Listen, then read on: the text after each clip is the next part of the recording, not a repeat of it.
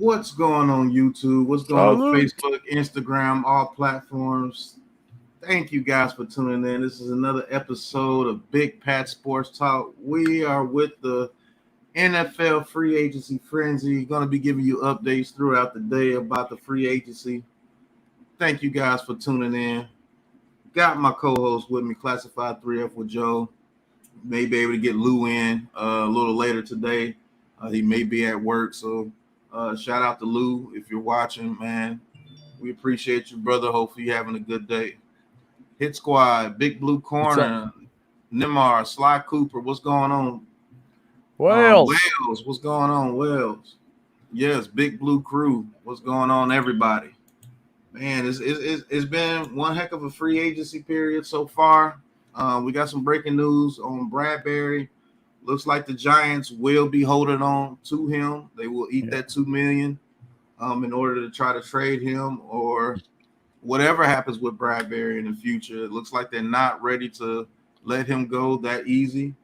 What do you think about that, Joe? Do you think they're doing the right thing by keeping him on the roster, not wanting to release him, because he is still a valuable corner? He is still a good corner, and I think he's worth a third-round pick. Somebody's going to give up a third-round pick, probably after they lose out on the Stephon Gilmore sweepstakes. He might be next in line for a trade, possibly, but I don't think they just want to cut him. Well, so it might be a chance he's on the roster. What's going on, Taj? Hey, Taj. Coach, peace and blessings. Man, listen, okay, you can't build a team and just give away talent. You can't build a team and just cut talent. Bradberry might have lost a step, but he's still talent. He could still be important to this team. So, we're under the cap right now, which is what we had to be. We could move money around a little bit. All depends on how Shane wants to work it to keep him on here. There's a bunch of different directions to go, and this is the real beginning of free agency. Okay, there is a lot of players still out there unsigned. The Raiders are letting people go right now. There's some small signings here today. There's some small signings there today. All the big splashes are probably done, and this is when it starts to slow down. So you might be able to get a quality guy a week from now on a much cheaper deal. So like the draft, sitting back and letting the draft come to you, Shane's going to sit back here, let the free agent market come to him. Somebody's going to go out there and want somebody. The cornerback market, not that hot, but where there's a couple corners that are going to be in the draft. So instead of looking at Bradberry, are those going to be teams that maybe trade up? Is there a possibility one of these corners falls? Do other teams, there's so many what ifs right now. And I'm not going to be upset if Bradberry's still on the roster week one. I'm not going to be upset about that. Yeah, not going to be upset. Right. Okay. So, I mean, worst case scenarios is we still have a legitimate starter. Wink might have to adjust a little bit, because if he's lost a step or roll the scheme a little bit differently, maybe play a nickel coverage more with Bradberry than a dime or however it's going to work. So let's remember there's still a lot of quality guys out there. All right, shout out to Greatness81. This is my first time seeing you in the chat, bro. Hit that like and subscribe button for us. Thank you for tuning in. Mike Nixon, I need your source because I don't see it. Nothing has happened on my Twitter or anything saying that Julio Jones was released from the Titans. But if so, that's big news. Not Zay, what's going on, bro? Oh, Diana Rosini, 5 minutes ago, the Titans are planning on releasing wide receiver Julio Jones. It's official. Wow. That's official. What's going on, Jay-Lay? So that's official. Julio Jones will be released by the Titans. Thank you, Mike. Thank you for getting us that news, man. That is big news, man. 1 year and gone. Has Julio Jones lost it? Who knows? Who does pick up Julio Jones? I think he's going to go to a contender for sure. Greatness 88. He says Madden roster updates. Right. He says Jones can go draft Willis. Let's talk about that a little bit, man. Thanks, Greatness. Oh my goodness. We got a celebrity in the building. What's going on, Hey! Lou? What's up, fellas? What's going on, AK? Breaking news, Lou. Julio Jones gonna get released by the Titans. Yeah, he only been in the league 17 damn years. I mean, yeah, I think he lost a little bit of a step with the Titans, but we'll see. But I want to go off what Greatness 81 says right here. We might as well go ahead and get it started because it's going to happen during every last one of these giant streams until something happens. He says Jones can go draft Malik Willis. Yeah, Julio might go to the Rams for sure. Greatness 81. What I would say to that is you already have Tyrod Taylor and Daniel Jones. I would not waste a 5 or a 7 when we still have so many holes to fill on this team. And you can get a quarterback like CJ Stroud next year or Van Dyke or one of those guys who is a proven stud. That would just be my take. But, everybody has their own opinion. Not knock you for yours, just letting you know mine. I mean, this is a touchy subject for a lot of people. A little bit more breaking news: the Chicago Bears are releasing Danny Trevathan, middle linebacker, in his mid-30s. So we'll see what his market is after he's released by the Bears. Me and Joe has talked about this extensively with the Daniel Jones situation, and we might as well get into it. We're early into the stream, so we might as well get into it right now. A lot of people want us to either release or trade Daniel Jones and draft Malik Willis because we've signed Tyrod Taylor. Now, I'm still on the board if I do not want Malik Willis at the number 5 or 7 pick. I'm just going to be honest with you. If you drop to the second round, maybe. But I will say this, it's a whole lot better situation if he does come here now. Because Joe Shane, he has scouted him for a long time. He scouted him for about 2 to 3 years since he's been at the 2 years he's been at Liberty. So if they do like him enough to take him in the first round, then I can see why. If you got Tyrod Taylor on the field, like I said earlier, you don't have to rush Willis in at quarterback, because if you're behind Daniel Jones, all it's going to take from one Daniel Jones interception and everybody's going to want him in. With Tyrod Taylor, that's not going to be the case. He gets time to sit, listen to Tyrod Taylor. He gets time to learn for at least a year, maybe 2. I think that's one of the best situations that he could come into, because I believe he has to sit for at least a year. I personally would want him to sit 2 years so he can learn just how to be a true NFL quarterback. Am I going to be happy if they draft him at 5 or 7? No. But I won't be extremely mad if they did, if we just had Daniel Jones at quarterback. Now, based on what you just said, you said you think that's the best situation he can come into, correct? Yeah, be able to sit on the bench for a year or 2, being able to learn and not being forced into the situation. That's what I'm getting at. Now, I'm not trying to be an ass, okay? But what is the best situation for the New York Giants is what I care about. I can give a fuck about what's the best situation for Malik Willis or where he goes. I care about what's the best situation for our team moving forward. Now, can you honestly say that Malik Willis being drafted here at 5 or 7 is the best situation for our team moving forward? I mean, that's not a best case scenario for us moving forward, drafting Malik Willis at 5 or 7, in my opinion. Then that's all I care about. Well, I believe you have way more pressing needs than quarterback right now. But I mean, Joe, what do you feel about it? I need to man, get your opinion on this. here's the thing, guys. Okay, there's 31 teams in the NFL. And those 31 teams right now are making a run on quarterbacks that are already in the league. They're not making a run at the draft. They're not talking about Pickett. They're not talking about Willis. They're not talking about oh Christ, what's his name? Sam Howell. Yeah, Howell. They're not talking about any of these other quarterbacks, okay, that could come in and be a week one starter for the Colts, for the Browns, for the Texans, for the Saints, okay? If those teams, their owners, their coaches, their front office don't believe in any of these quarterbacks, why is the fans' opinion that Malik Willis is going to be a superstar player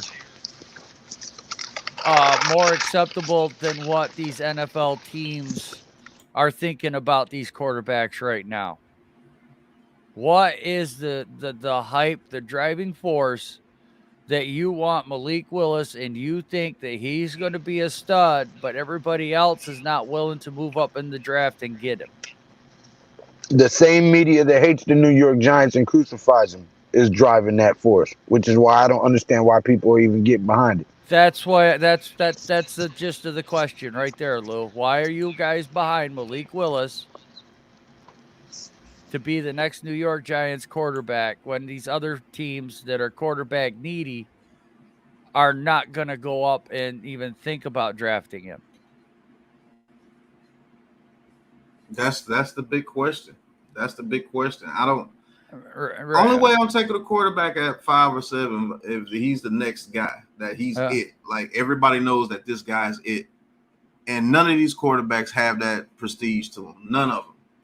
All these quarterbacks need to sit at least 1 year. Even Kenny Pickett, and he's the closest thing everybody's saying that could be the next it quarterback, and I just don't see it. I don't see it. And I'll be honest with you, I won't be irate if they did it, but I won't be happy if they did it, because I think we can get Sauce Gardner, like Mike Nixon say right here, other than Malik Willis. Just get us a player. Get us a dog right there at 5 and 7. Get us 2 dogs. Right. If they happen to be offensive linemen, do offensive linemen. If they have to be lineman edge, do that. And I'm not shooting down anybody's love for Malik Willis, okay? Please don't take that wrong. You know, it's just, we're just a sports show, and we ask all the questions, and we try to look at every angle. And that's just one of the angles, because I came on here yesterday, the minute we said get Tyrod Taylor, I said, well, you know what? That might put Malik Willis into play to be drafted. So I'm not going to be against it if we do it either. It makes it to the situation where it's more palatable. It's more understanding. It's more of a direction. But I'm also going to agree with Lou. You know, how does that help the Giants win football games? You know, and we're not going to be much patient because we're tired of losing. You know, a lot of people want to win this year. They want a 500 ball club. A 500 ball club is more easier to digest and buy tickets and buy merchandise and watch football games and cheer than it is when you're only winning 3-4 games a year.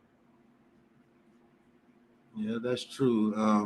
We're gonna get to the chat a little bit behind.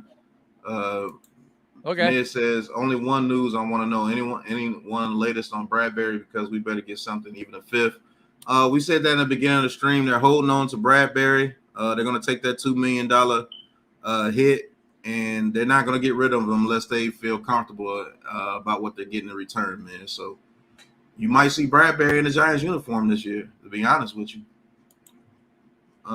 Nimmer says, I think Daniel Jones will be quarterback. We need tight end and offensive line. We sure do. If we could get Daniel Jones a dependable tight end and put an offensive line in front of him, let's see what they do. All right, Dean and Shelton. I think this is my first time seeing you in the chat. D Don or D Dan. If so, hit that like and subscribe button for us. All 3 of these guys on this panel.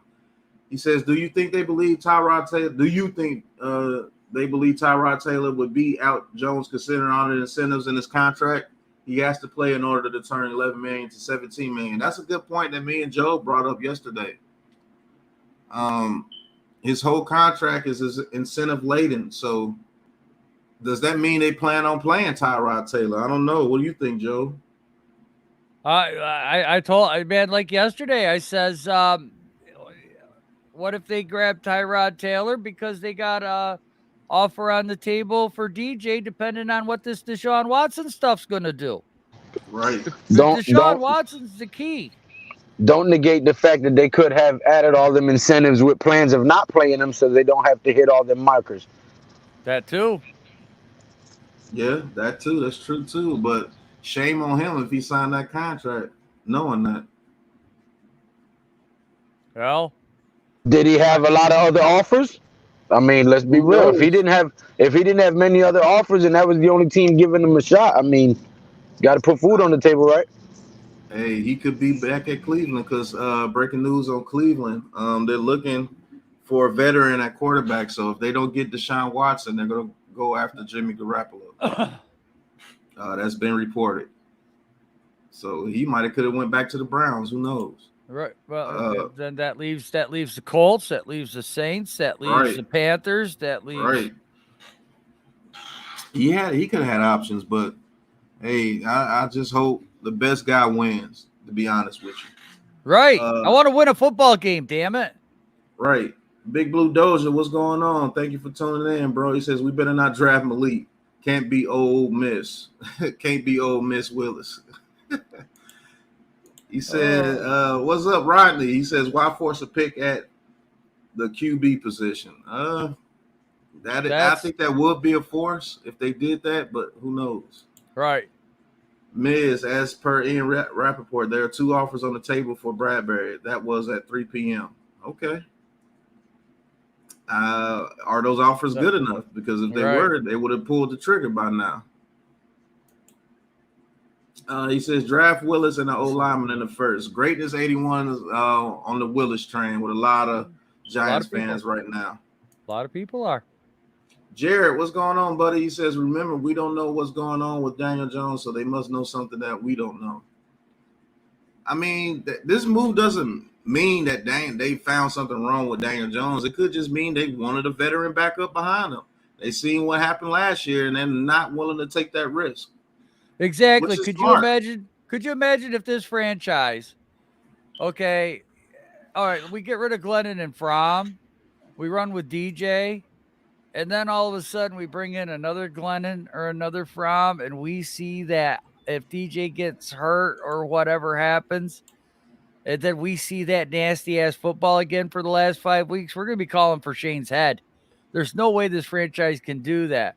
At least if Tyrod Taylor's out there, DJ gets hurt or whatever happens, wins the job, fans are going to be more competent or more happy knowing that, A, Jones is a starter, Tyrod Taylor's a backup. So if Jones gets hurt, we got a guy that can go in there. Or B, Tyrod Taylor is starting, who also gets hurt. All right. And then, okay, well, he goes out and then Daniel Jones is coming in. At least we have some confidence in quarterback play going into this league year, whereas last year, some people did think Glennon was an upgrade, but we all saw that because after the first Dallas game, everybody's like, Glennon's better than Jones. Keep Glennon out there. We got to see Glennon. Then Glennon got a shot, and he couldn't even pass for positive yardage. Right. And then Fromm went out there, and you know what? It was the last drive of the game. He did do a damn good job against the prevent defense, but he's a 5th-round rookie. And then everybody had to see Jake Fromm out there. And you know what? He got yanked in the second half. If we had to watch that again, so that might be why Tyrod Taylor's even here to begin with. But we can speculate, and we love the discussions and keep bringing the fire and the comments and the questions, and we will answer them. Exactly. Doja said he's not worth a first-round pick.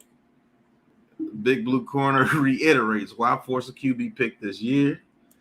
Super Ties, I believe that they will make this situation the best for DJ as much as possible. That can possibly happen. That might happen. Big Blue Dozer, this QB class is straight ass. Slay, what's going on, Straight Slay? facts. Miz says, not wasting the pick on Malik Willis. Rather have tackle an edge rusher or cornerback. Sauce, thank you. Just me. Me too, Miz. I'm not going to lie to you. Zach the Potato, he says, after seeing Tom Brady, I never count out any quarterback. I mean, you can never count out any team. Any given Sunday, anything can happen, man. Right. Nemor says, go ahead. I was going to say, look at Lamar. He's drafted 32nd, guys. Right. Is that the fear? Is that why everyone wants Malik? Because Lamar dropped so much and look what he turned into? Because, but I'm sorry. When I saw Lamar at Louisville, Lamar was a different player. More. He was a way different player than Malik Willis was at Liberty. And Louisville was in the top 10 of the college football rankings for 2-3 years. Right. Lamar, they were a ball and freaking football club. Shit, I seen better with Bridgewater when he was at Louisville. Oh. So, yeah. He says, Nimmer says, Daniel Jones will be our quarterback. I think Tyrod Taylor will be our backup. That could be very possible. He said, it's a no for me. For Willis, DJ is about to have a redemption year. I hope so, not Zay. Man, that would solve a lot of our problems.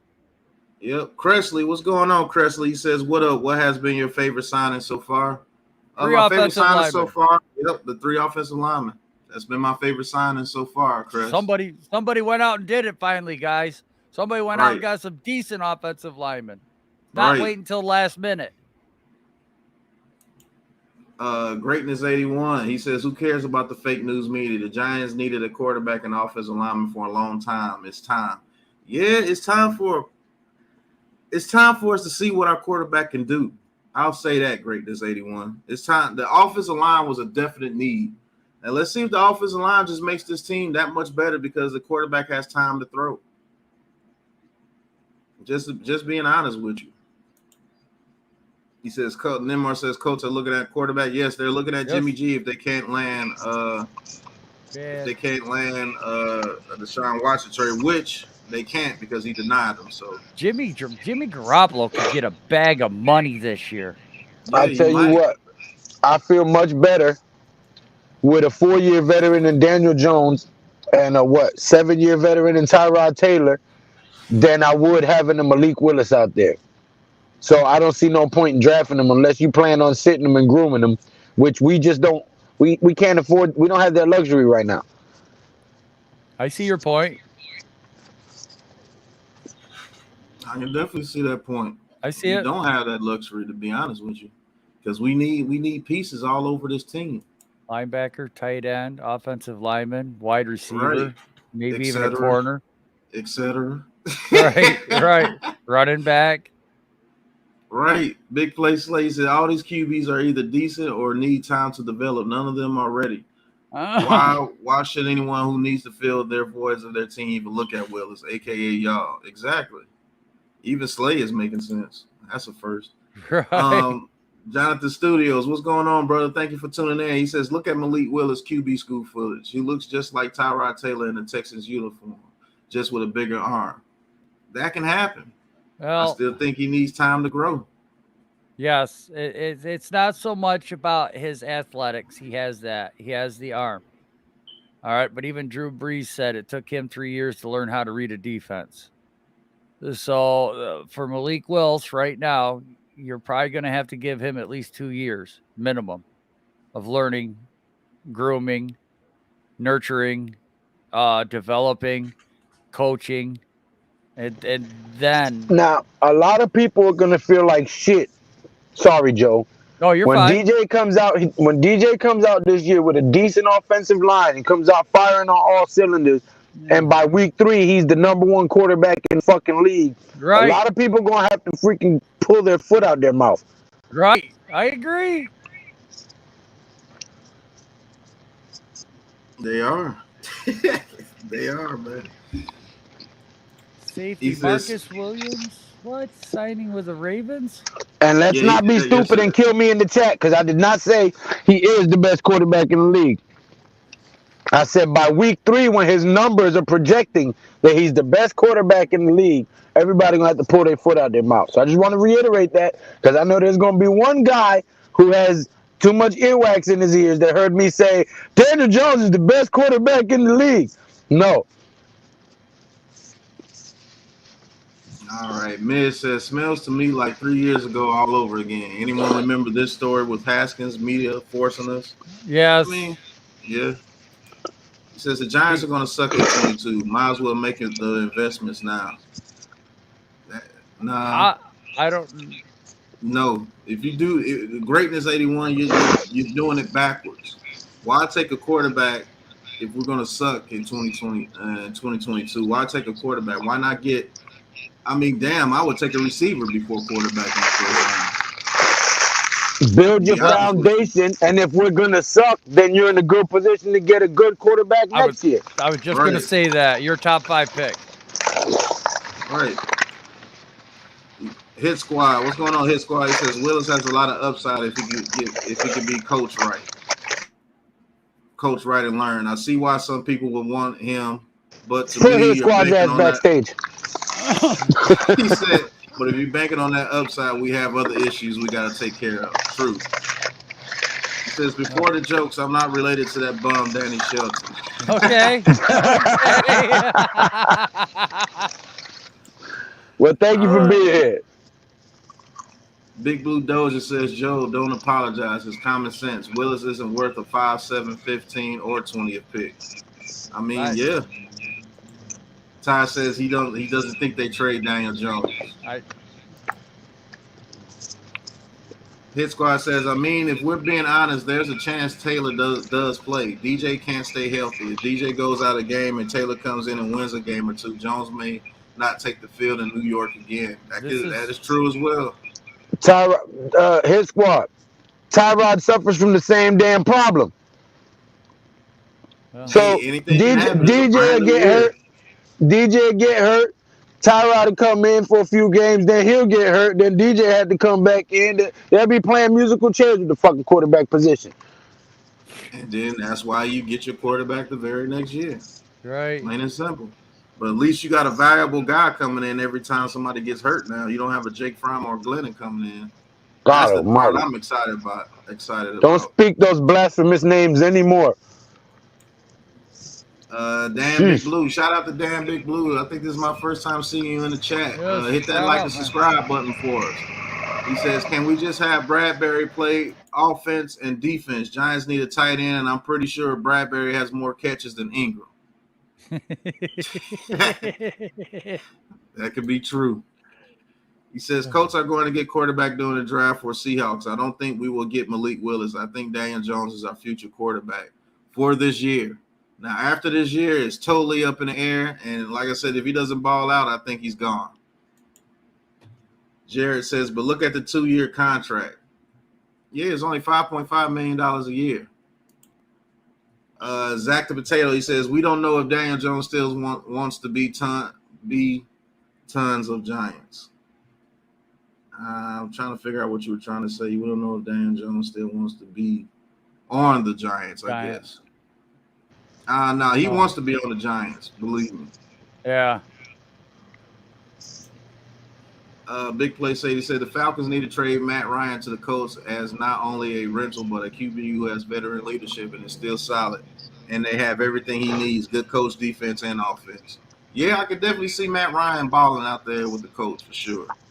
Oh, man, Darius Smith's going to the Ravens. Woo-hoo. You said who? Darius Smith? Is that who the... Oh, yeah, the Packers. He got released. He's going to the Ravens. Shoot, that's the perfect spot for him. Right. Breaking news, Darius Smith, formerly of the Packers, the edge for the Packers, is going to the Baltimore Ravens. $50 million deal. Yep. G-Man 7440. What's going on, G-Man? He says, Liberty, say no more.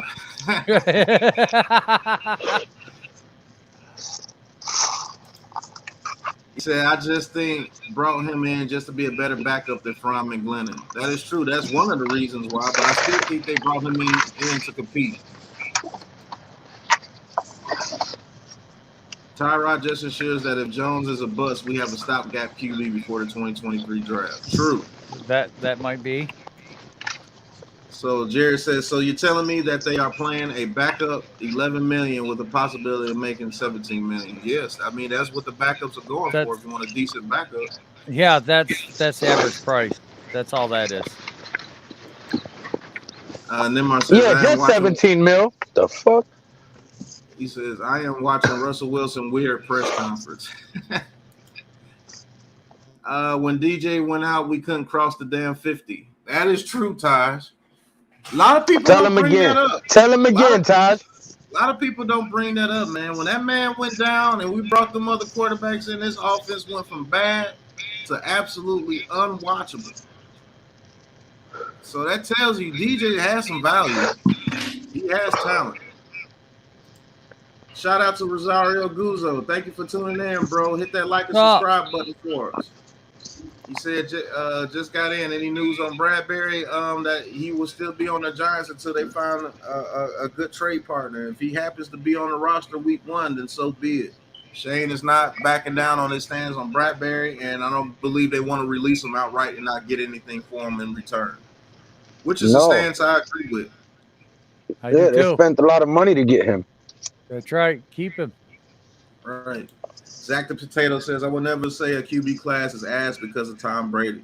That's a fair assessment. You might, who knows? Billy Zapp might turn into a Tom Brady or something. Who knows? Right.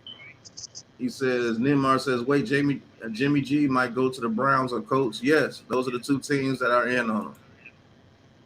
Do you think DJ is still injured, Rosario? No, I do not. I believe the kid is healthy. I think he's been healthy.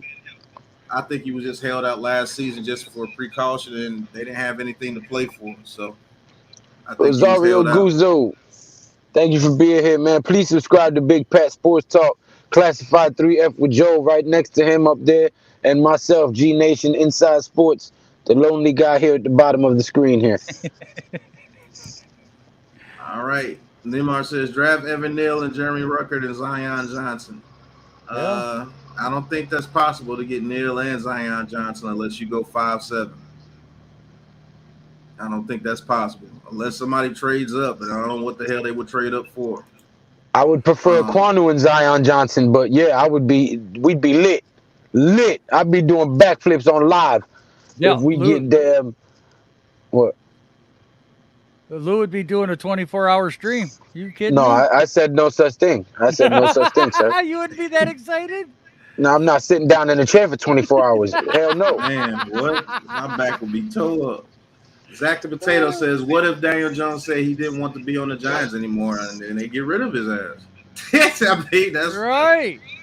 I mean, that's the only other thing. Yeah, you can't hold him hostage.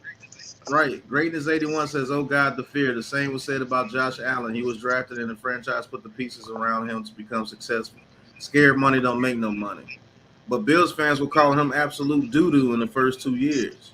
And like I said, the Bills were in a better position. Guess what?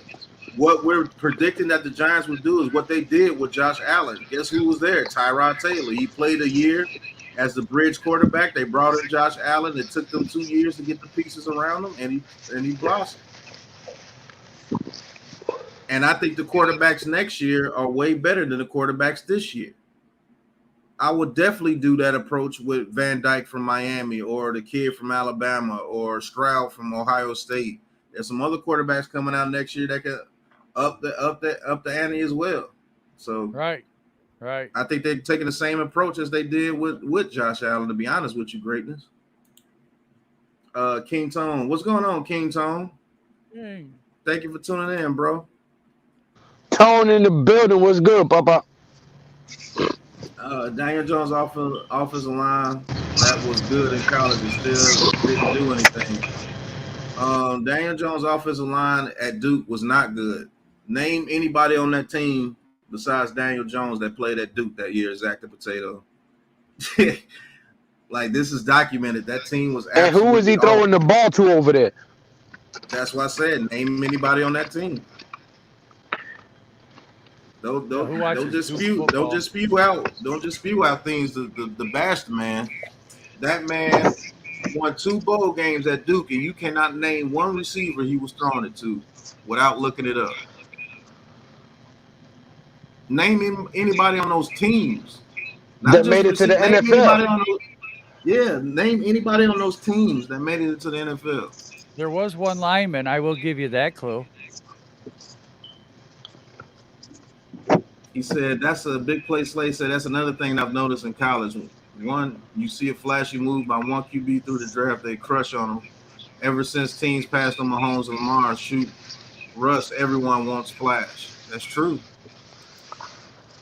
Nemar says, same me too. I like the 3 offensive line signings. Yep. Angel, what's going on, Angel Cotto? Thank you for tuning in, bro. Eric Davis, thank you for tuning in, bro. He said, please read the article below about Bradberry. I have to search that article. I have to search it. Where's the article at, Eric Davis, if you're still in the chat? Hit Squad says, man, I don't want Willis, Lou. Don't put me backstage.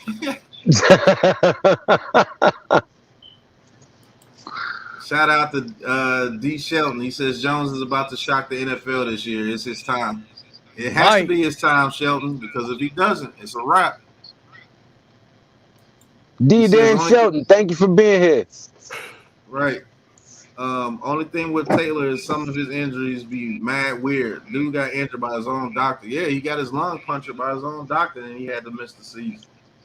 Conspiracy theory. Crazy. They didn't want him to be a great quarterback. They sabotaged him. Conspiracy theory. And that's when Justin Herbert got into the game. Frank, what's going on, Frank? He says, is there any other position we could talk about other than QB? Yeah.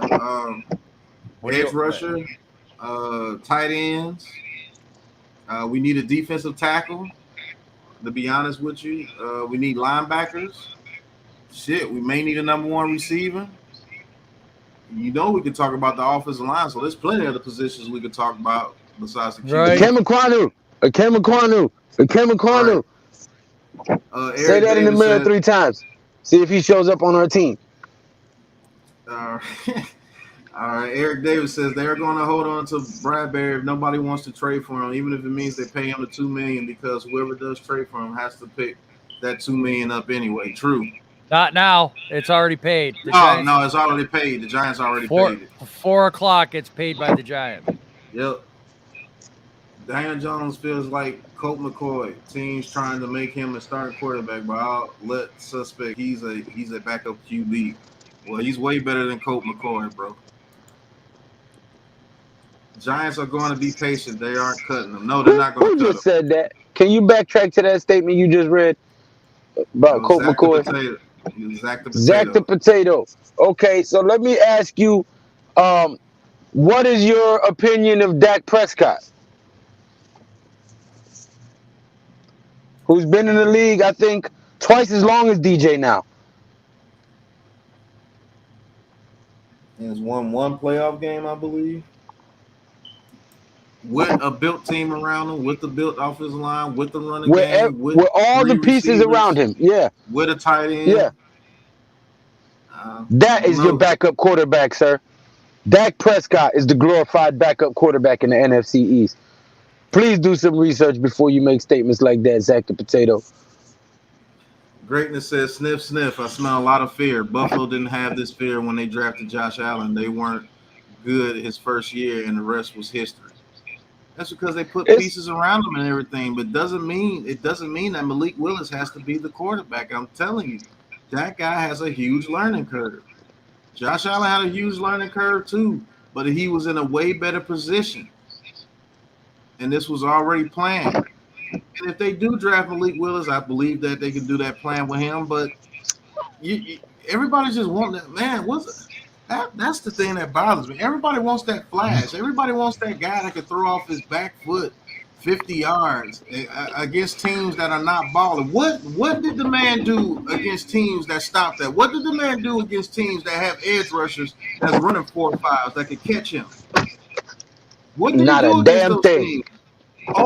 0-5, 7 touchdowns, 13 interceptions, below a 52% completion percentage. Those numbers are fact. That is not made up. You guys but Malik Willis is the best QB in the draft. No. Hell, Daniel Jones almost beat Clemson. Right. You guys are drinking that hype Kool-Aid and stop drinking that hype Kool-Aid all the time. I'm not saying the kid's a bad quarterback. Not saying that. But this kid is nowhere near on the level Josh Allen was when he was coming out. He's not. He's not on the level of Mahomes. He's not on the level of Deshaun Watson. He's not on the level of Lamar Jackson. He's not on that level coming out of college. This You kid can played never, at ever, Liberty. never, ever, never, ever, never, ever, ever, ever get on my level. What? Get on my level. What? This kid, when he played top of competition in college, he did not perform. Sorry, Pat. He did not perform on that level in college. And these are not even the top schools in the FBS. The only top team he played in the FBS was Ole Miss. That was it. He played Syracuse, Army. It couldn't beat him. He couldn't even win out the original starting job when he first came into college. Right. He got beat out by Bo Nix at Auburn. Auburn, yeah.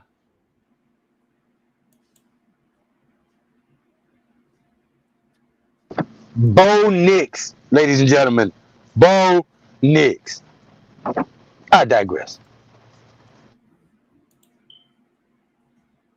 Yeah, this is Zadarius Smith's second time with the Ravens. Right.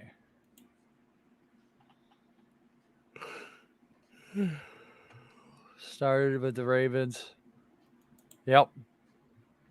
What's going on, Mike Moran? Thanks you for tuning in, bro. He says Noah great.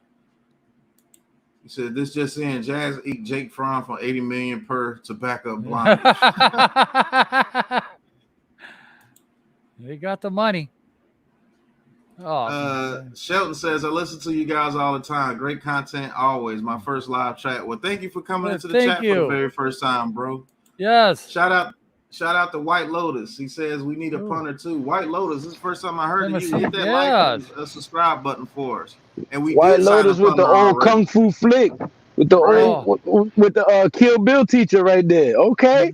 No, what is that movie? I know that movie. I'm thinking of it too. I know that. 7 Deadly Venoms. 5 Deadly Venoms. 5 Deadly Venoms. Is that the one? 5? Yeah. The Shaw Brothers, yeah. 5 Deadly Venoms. Yes. Great movie. Then you got part 2 is the Crippled Avengers. Yeah, it's just fire. Frank Waiters, he says NYG is in the house, at least his spirit. Eric Torres says Dak a backup QB, but do not. I don't know what stats you looking at, and I'm a New York Giants fan. Oh, he says Dak a backup QB, but DJ is not. I don't know what stats you looking at, and I'm a New York Giants fan. I don't know if he's saying that Dak is not a backup QB. I don't know. Yeah, he's saying Dak is a backup quarterback, but DJ isn't. I don't know what stats you looking at, and I'm a New York Giants fan. And in other words, he's saying that Dak's not a backup QB. Well, let's look at the math, okay? Dak's been in the league almost twice as long as DJ, all right? And their win percentage is about the same. Mind you, Dak has a team with all the pieces in place. DJ had a team with no line and half of his starters injured. So, again, now I'm not saying that DJ not, but you can't sit here and say that he's a backup quarterback when I've been screaming this shit about Dak Prescott for the longest and nobody says nothing. But then y'all want to come on here and slay DJ, you know what I'm saying? But this dude done robbed the league for fucking 7 years and got a buttload of money and had one shit. Now, if we gonna be clear across the board and unbiased, let's be unbiased. Okay, everybody wants Malik Willis. He ain't won shit. So what is the logic of bringing a quarterback that ain't won shit into a team that ain't won shit? This makes no sense. Like Tony Romo? Yeah, it makes no sense. Now, if he was fucking Justin Herbert, or if he was Patrick Mahomes or Aaron Rodgers, you know what I'm saying? One of those guys, Joe Burrow, yeah. Draft his ass number 5. Hell yeah. He's not. He's nowhere near it. He ain't did shit. This is why I don't get waste a number 5 pick or a number 7 pick for another unproven player. You saying somebody in the comment just said, oh well, DJ ain't win nothing at Duke neither. Okay, so by that logic, Malik Willis ain't win shit at Liberty. So why bring him here? DJ won 2 bowl games. He had a winning record. Make it make That's sense. all I'm saying is the logic. It's illogical. The shit that people come on here and say, it's crazy to me. It's like, do you guys just watch games every once in a while, or do you guys actually pay attention to what's going on around the league? And I'm not calling nobody out specifically. I'm just saying some of the comments I read on here are just mind-boggling sometimes. Like, I'm gonna be honest with you, Dak Prescott has vaguely underperformed over there in Dallas. He's had a top offensive line, he's had a top running game, and he's had 3 good receivers and a good tight end over there. You can't ask for a better situation what Dak Prescott has been his whole career, just about. Got something, Joe? Look like you want to say something. Yeah, because if you remember Tony Romo's first playoff game, he fumbled the snap on the field goal to Seattle. Okay. Well, this last season, Dak Prescott screwed up. They didn't hand the ball to the refs so they could get it spotted in time. He ran too far. Mm-hmm. All right. So, and then, you know, we beat the Dallas Cowboys one time because the wide receiver didn't get out of bounds.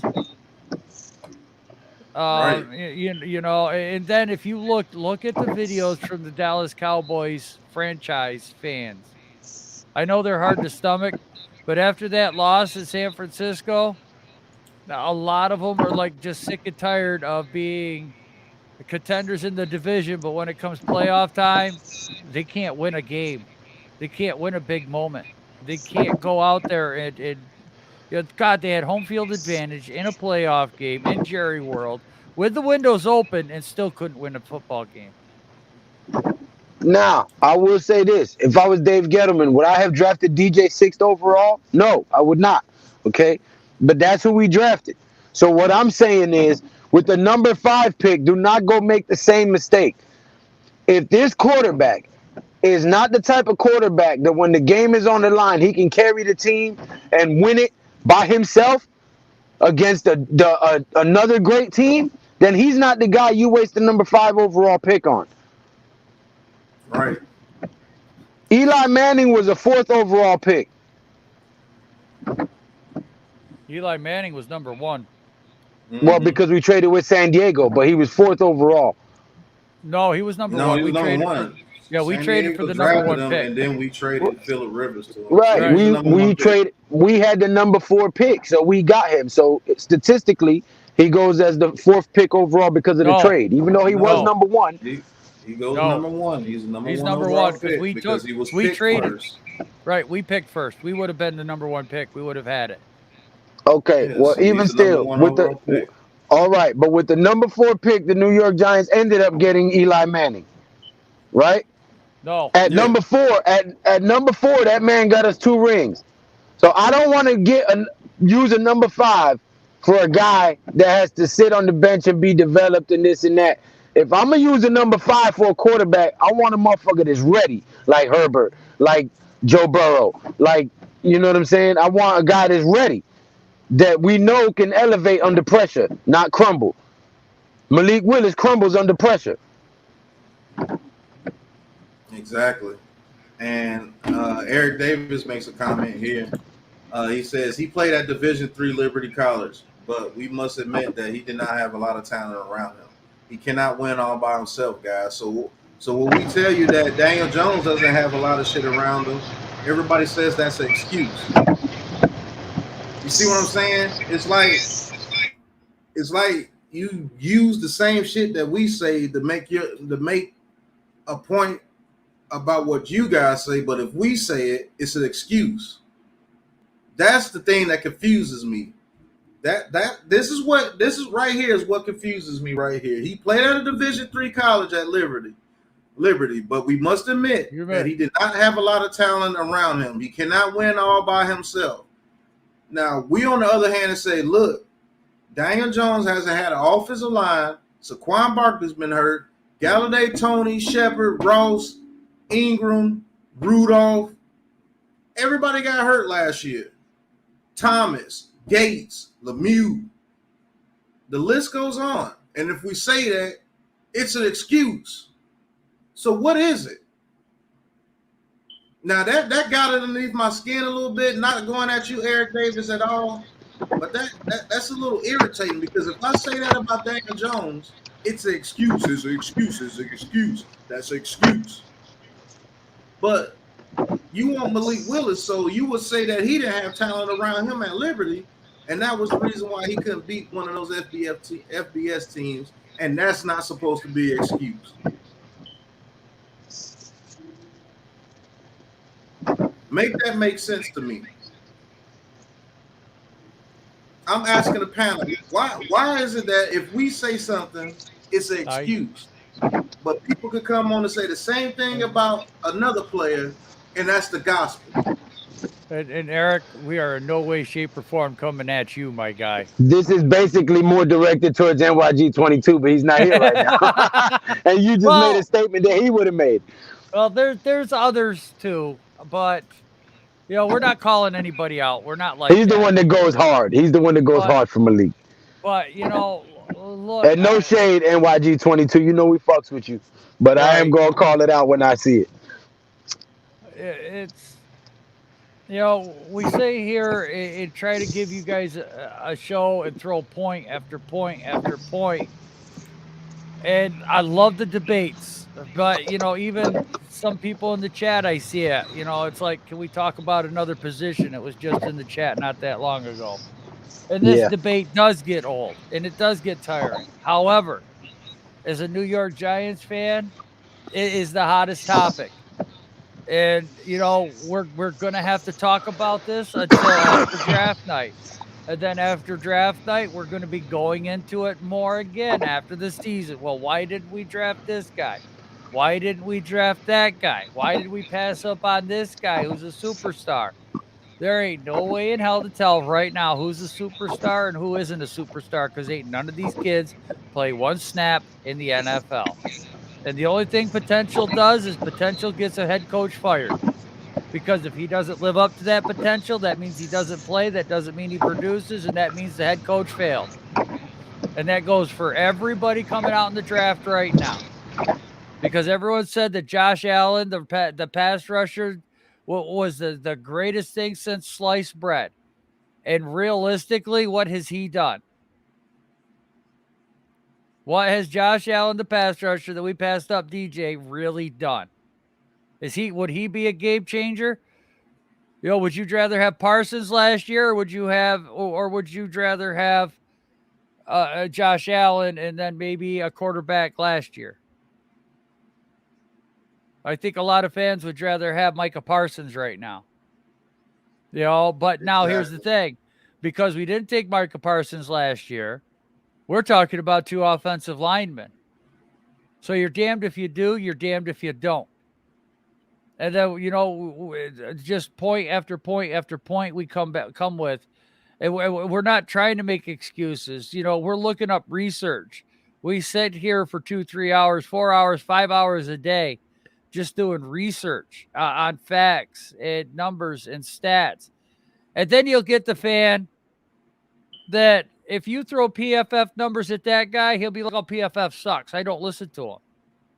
But then when we say something, they'll use PFF numbers against us. Yeah.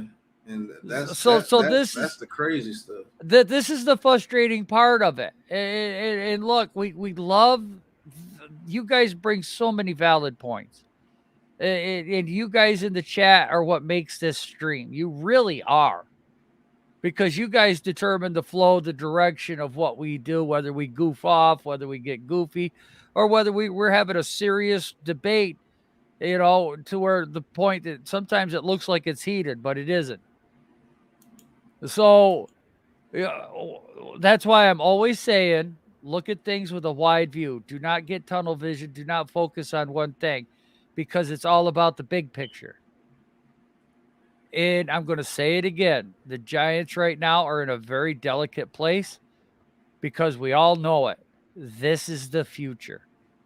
This is the biggest decisions the Giants team franchise has faced in 10 years. This right here could set us up to be a dynasty, which the Giants have never been. And we all see it. We can feel it. But we're worried about the right move. We're worried about missing out on one player. We're missing out on that one guy. And because everyone says this is the new NFL, you have to adapt, you have to change. Do you really? Because New England beat the Bills and they only threw the ball 3 times in one game. Right. So you got to have a running game. Right. You got to have a running game, guys. You can't. The Browns beat the Ravens 10-7 by running the football with Chubb and Hunt. Not only that, when you got the lead and you're trying to kill the clock so the other team doesn't get the ball back to tie the game, you don't pass the ball, you run. You don't want an air raid offense for that fourth quarter, right, Lou? You've got to have them horses. You've got to have a good running back. You've got to have a ground game. How does Derrick Henry do so well? It's in the fourth quarter after teams are tired of tackling this 270-pound ass. Right. Pause. Right. That's how the Titans win football games. They're Good tired. job, Joe. A 200-pound guy tackling Derrick Henry all freaking game after 3 quarters. Your ass is sore. I don't care who you are. Pause. Pause. Yes, pause. So the running game is always going to be a part of this. It's always. So you cannot be one-dimensional and just have that superstar quarterback. I've seen it in the chat. You got to have 11 guys as a cohesive unit, not going offsides, not creating holding penalties, not doing false starts, not doing stupid shit. Knowing their assignments, not biting on the fakes. All right. Well, I will say this. We'll get back to the chat. I want to welcome Lesnar. Guerrier. Always in the chat. Guerrier. He says Dak doesn't look confident when his team isn't running the ball. That is true. Yes. He also says I've never seen DJ looking confident despite the mess he came into with the Giants. True. He says greatness is NYG's 22's cousin, Willis. Eric Davis also says.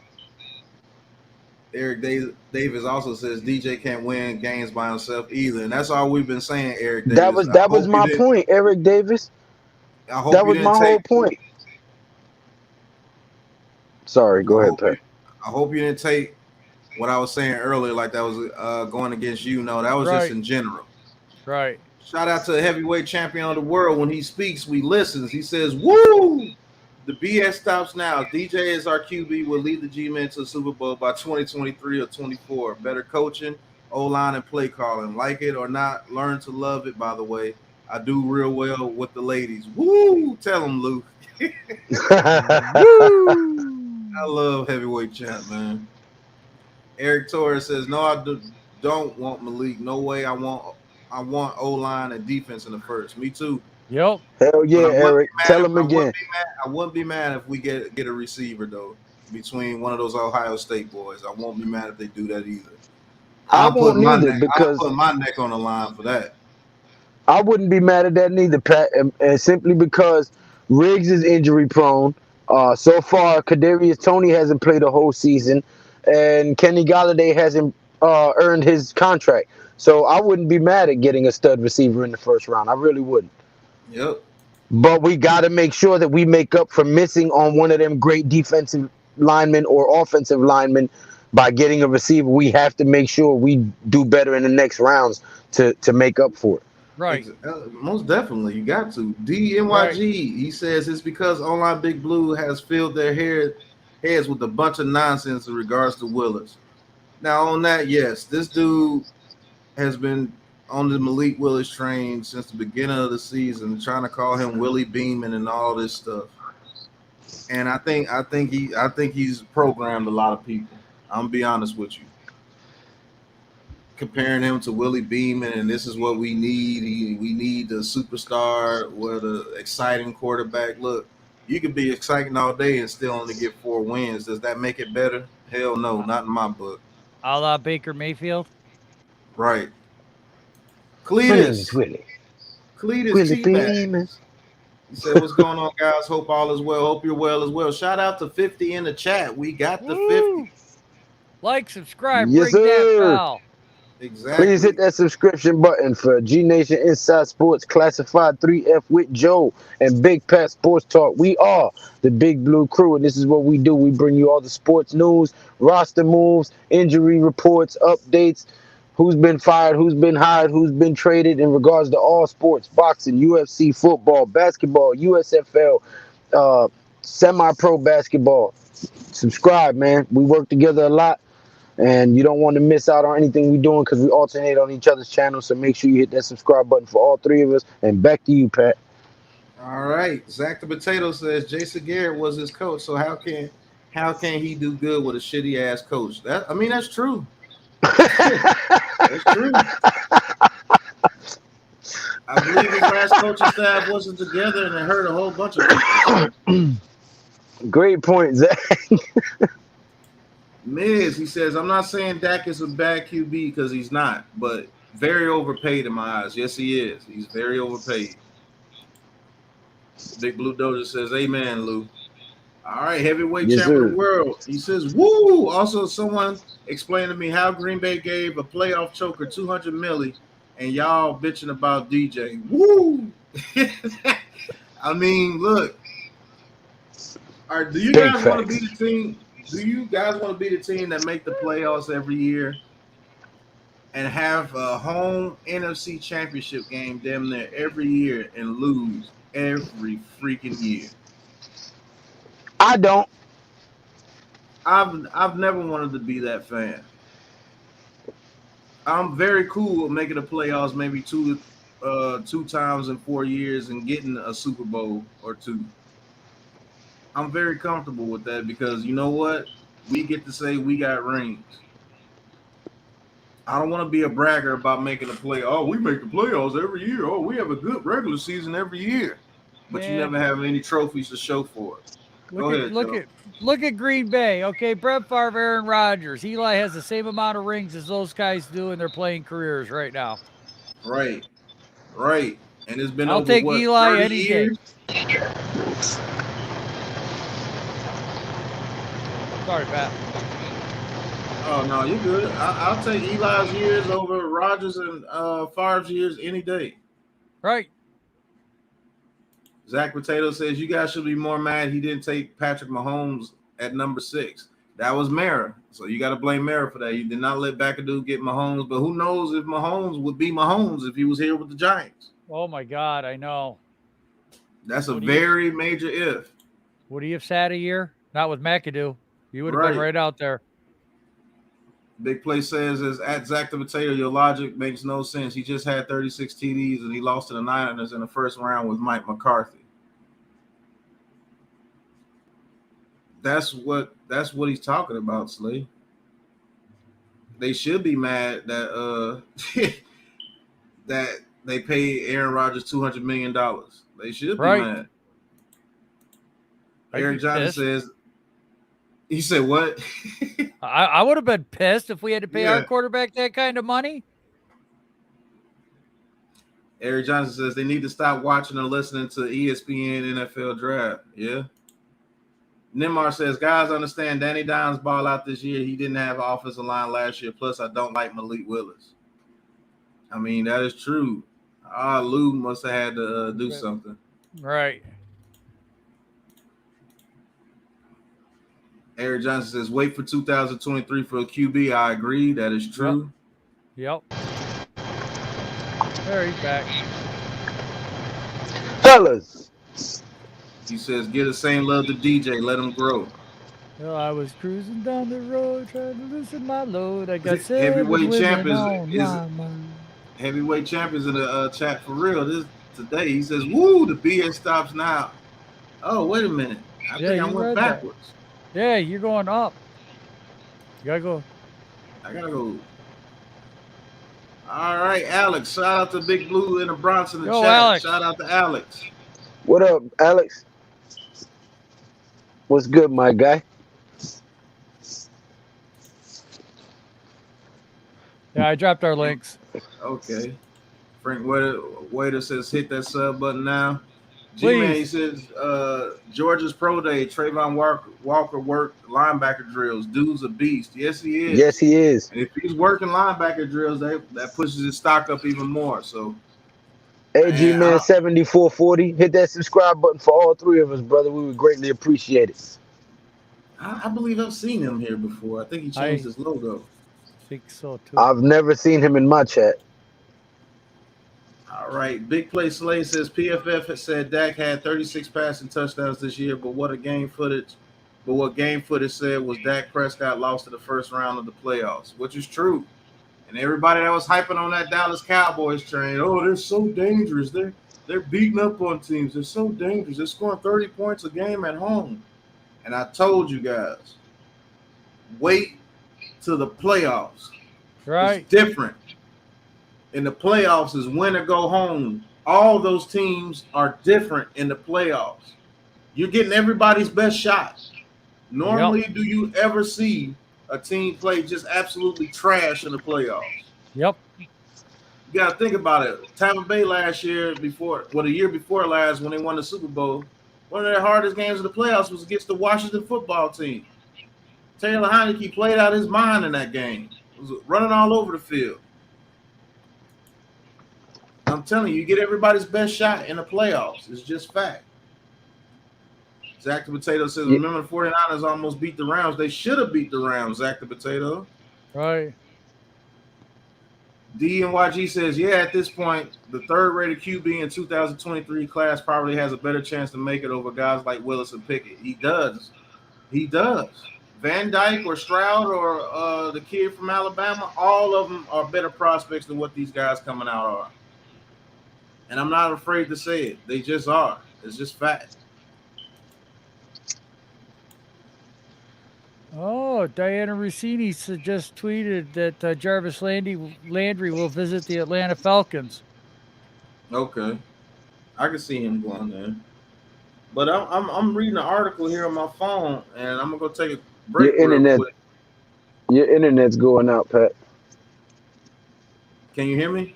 You keep breaking up, in and out. Can you hear me now? I hear him. He hasn't broken up for me. Okay, because I didn't hear myself breaking up either. Right. G-Man 7440 says, new subscriber to all three of your sites. You guys saved me from woke commercial TV. Thank you. Thank you. Thank you. Appreciate it. Man, appreciate it, bro. Thank you for subbing up to the Big Blue Krew. Welcome. Yes, definitely welcome. Thank you, bro. Greatly appreciate it. Yes. I'm reading an article, and this article says these are the next targets the Giants should target after signing Tyrod Taylor, Lewinsky, and Feliciano in free agency. And I'm gonna leave you with these 5 players, and I'm gonna take a break and be right back. Tight end Max Williams. Max Williams is from the Cardinals. He's a very good blocking tight end, and he's also a red zone threat. I'm gonna leave you with that with Max Williams before I come back. Cornerback Anthony Averett from the Ravens.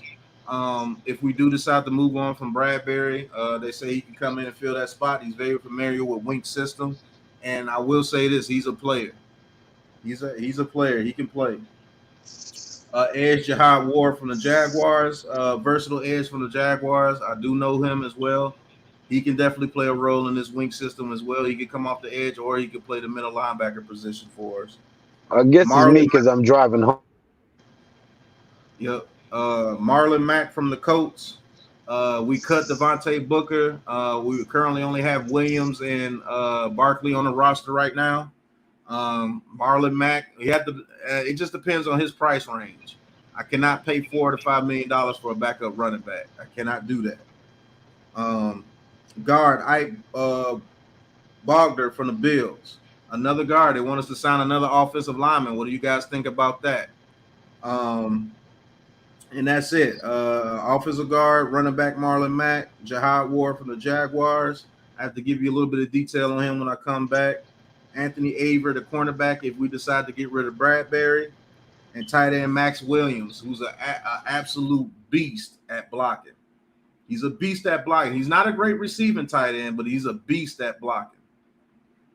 Joel, if you want to explain yourself a little bit before I come Sure. back, we'll go to a break real quick. I'll be right back, chat. We got you. You know, look, folks. Here's my thinking. I would not mind signing another offensive lineman for vet minimum $1 million. Because here's my way of thinking right now. I think I could see the Giants taking a high pick and drafting Aquanu. I think they're in love with him. I think they really do want him.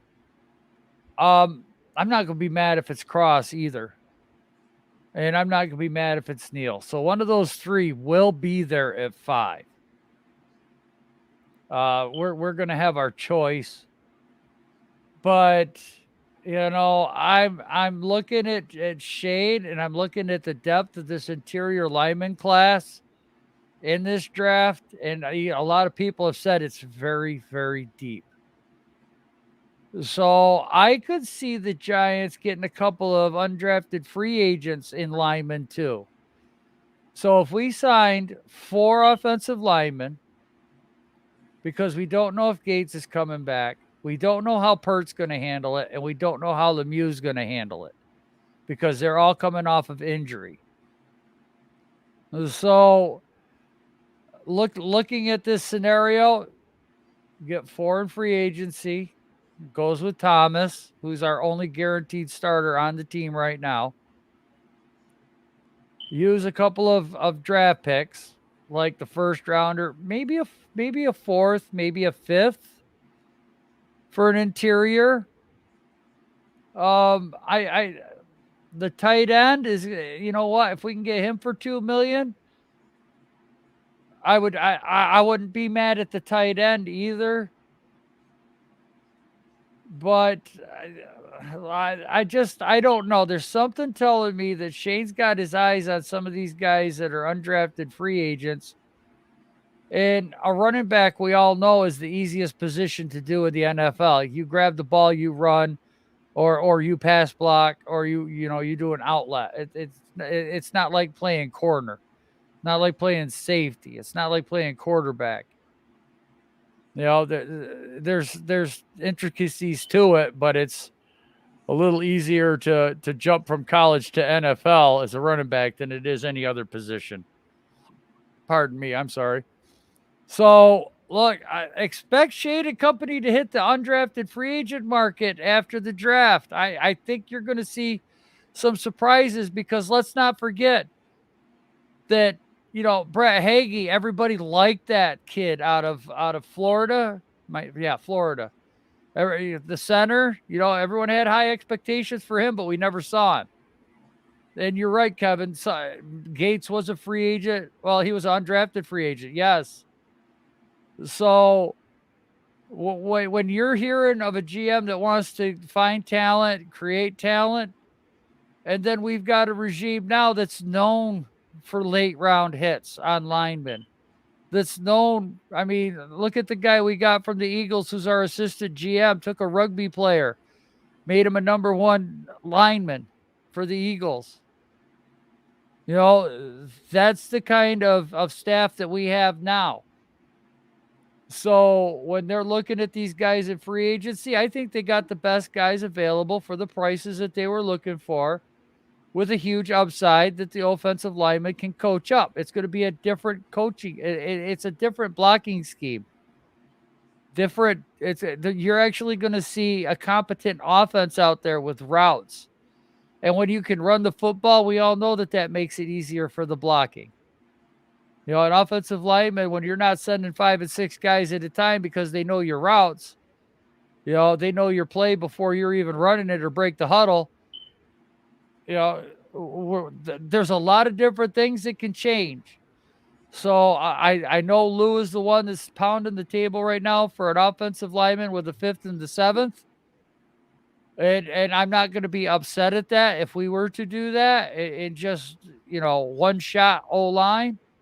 But I'm also not going to be mad if we grabbed an offensive lineman, a safety, if we grabbed an edge rusher, if we grabbed a wide receiver, if we got Sauce Gardner, the list goes on. I really don't think linebacker even. You know, if this Trayvon Walker kid, look, I mean, he might be now with Shane at Georgia right now. Look, it could be Ekwonu at 5, and then it could be Walker at 7. If this kid's working out at linebacker, okay, that's telling me that he's really multi-positional, and he's going to be the best fit in this draft at 7 for Wink Martindale. He can do both. So we get a lineman, we get a linebacker edge rusher. So that's telling me if they do go with him with somebody that's going to be a hybrid like that, they're believing in Roche. They're believing in Ojulari. They're believing in Cam Brown. They're believing in the young talent that we have here. So by going into all of that, you know, they're seeing something on the team where we do have a lot of holes to fill, but we have talent in certain spots. And now it's acquiring depth at those certain spots.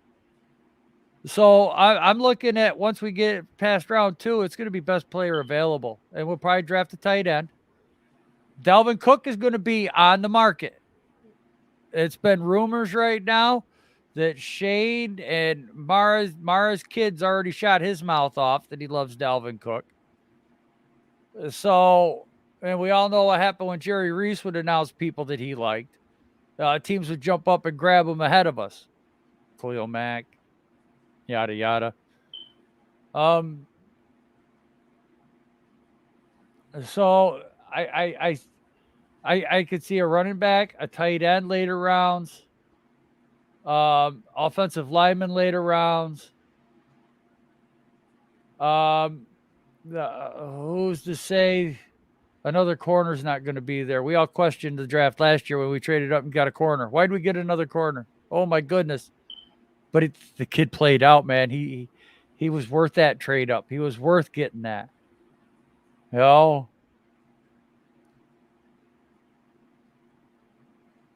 He saw the talent in him, Slay, is what I'm saying. Your offensive line coach did, but he drafted him in the 7th round. He saw the talent that was there and your O-line coach. Your O-line coach didn't draft him. Your assistant whatever his title was when he was with the Eagles, he pulled him into the franchise. He sees that talent.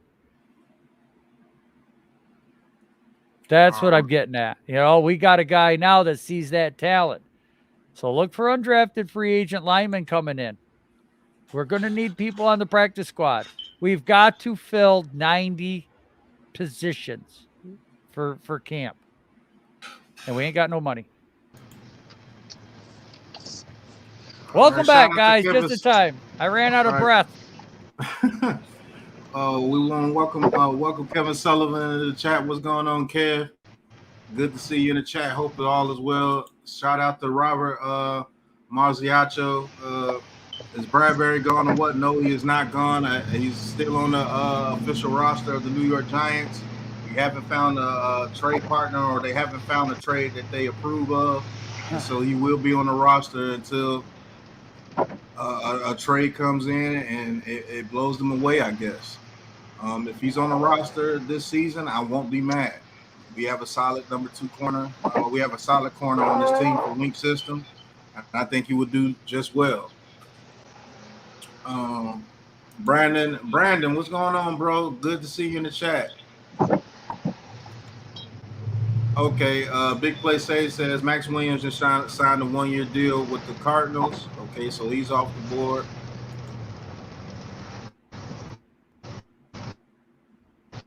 The Bears said they did that too as well. We wanted a quarterback and the Bears took him. I have to see who they took from us, but I do know the Bears took Leonard Floyd away from us. And who knows if Leonard Floyd would have turned out to be what he was with us, because remember, he struggled with the Bears alongside of Khalil Mack, but he turned it around when he went to the Rams. I guess it was a better system for him there. So who knows? Aaron Donald's a beast as well, so he's benefited from playing with some beast of edge rushers and defensive tackles his whole career. But I mean, What can we talk about the future of the Giants? I'm really kind of done of the DJ Malik Willis talks. If you guys want Malik Willis, when he gets here, you get your wish, and we'll see how it goes if he does come here. I'm not going to root against the kid. If he does get drafted, he's a Giant. I have to root for him. But Joe, yeah, I think the main position of need now for this team,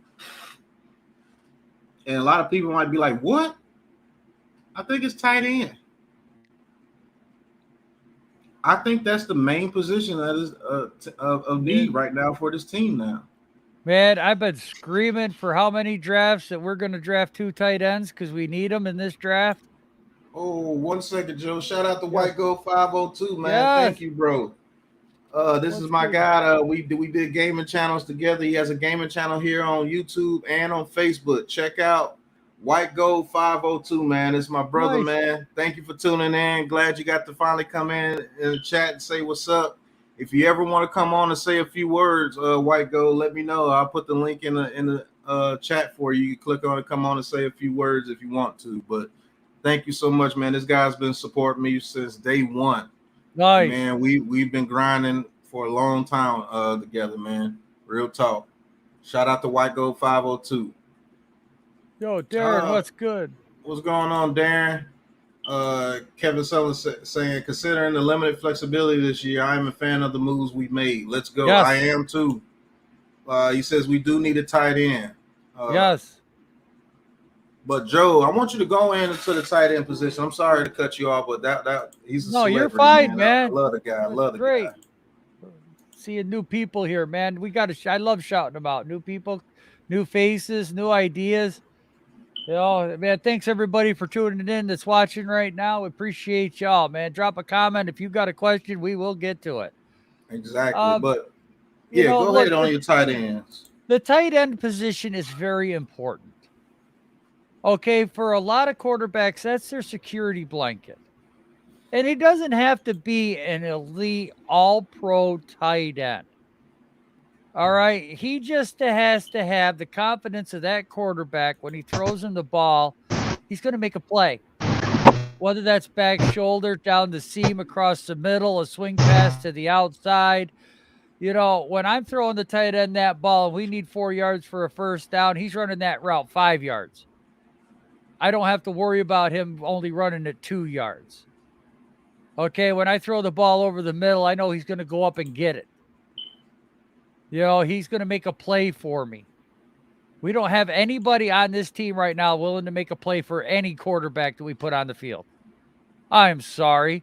The only one we did was Kadarius Toney when Daniel was there and before Toney got hurt. Toney was out there making plays for DJ, and when DJ got hurt, who was the first one there? Kadarius Toney. All right, that's what we need in a tight end. That's what we need is somebody that's going to be physical, keep on their block, stay on their block, get to the next level, put the guy on his ass, and then go look for somebody else to hit. When you've got that guy on the field right now, how much more confident is Mahomes with Kelsey out there? You know, look at Lamar when he's got his tight. Hell, look at David Carr. Right. Look at David Carr. When he's got it, when he doesn't have his tight ends, he's a hot mess. But when he's got those tight ends, damn good, scary team. They made the playoffs. That's the importance of a tight end. And then you got to have 2 of them. You have to be able to run a heavy set formation 5 times a game. How many times were we at the goal line and we could not get a half a yard? Because Rudolph couldn't block, because Ingram missed his block, because you know the guy got hurt. He couldn't get back into the game no more. The one guy that could block. Toy Lolo. How many times did we watch him suffer out there? You know, then the one Caden Smith, he gets hurt. You know, then we got Chris Mayark out there, catches a touchdown pass, but he's not really, he's not an average tight end. He's more of a blocking halfback type tight end. And that's why the Giants are keeping him. So we don't have to have a halfback. But that's what his position's going to be, tight end / halfback. He's going to be in that offset I formation, running blocks and doing that type of stuff. Wow. Whew. That was some white noise. I haven't heard that since I was like 5. Right. White Gold in the building. What's going on, White Gold? Yeah, that's hit my that brother. Subscribe button, White Gold. Yeah, he's already subscribed to me, but hit that subscribe button for Gnation and Classified3f with Joe. Yes, the links Jay. are in the description, White Gold. Lamar and Andrews. Yeah, look at Kittle. Look at all the examples people are coming off at right off the top of their heads. Look at all the examples. Right. Look at all the examples, man. Yes, that's Kevin Sullivan. Solid. That's just it. Highlight Kevin. One up from that one. Solid tight end play. Not all world, not elite. Solid. That's the key. We haven't had one since who? Kevin Boss? Right. Kevin Boss was, Ballard. Jake Ballard was the last one we had. Guess what? We won Super Bowls with those 2 tight ends. Are they Hall of Famers? Are they very good? No, they were just solid. They got a contract for the first. Yeah, when we needed them for that first down, they got it. For real. Just look at the examples you guys come up with off the top of your heads. Every top quarterback in the league that you can think of. Aaron Rodgers, when Torben was healthy, was his guy. Brady, Gronk. Enough said. Brady with Gronk. Gronk goes nowhere without Gronk.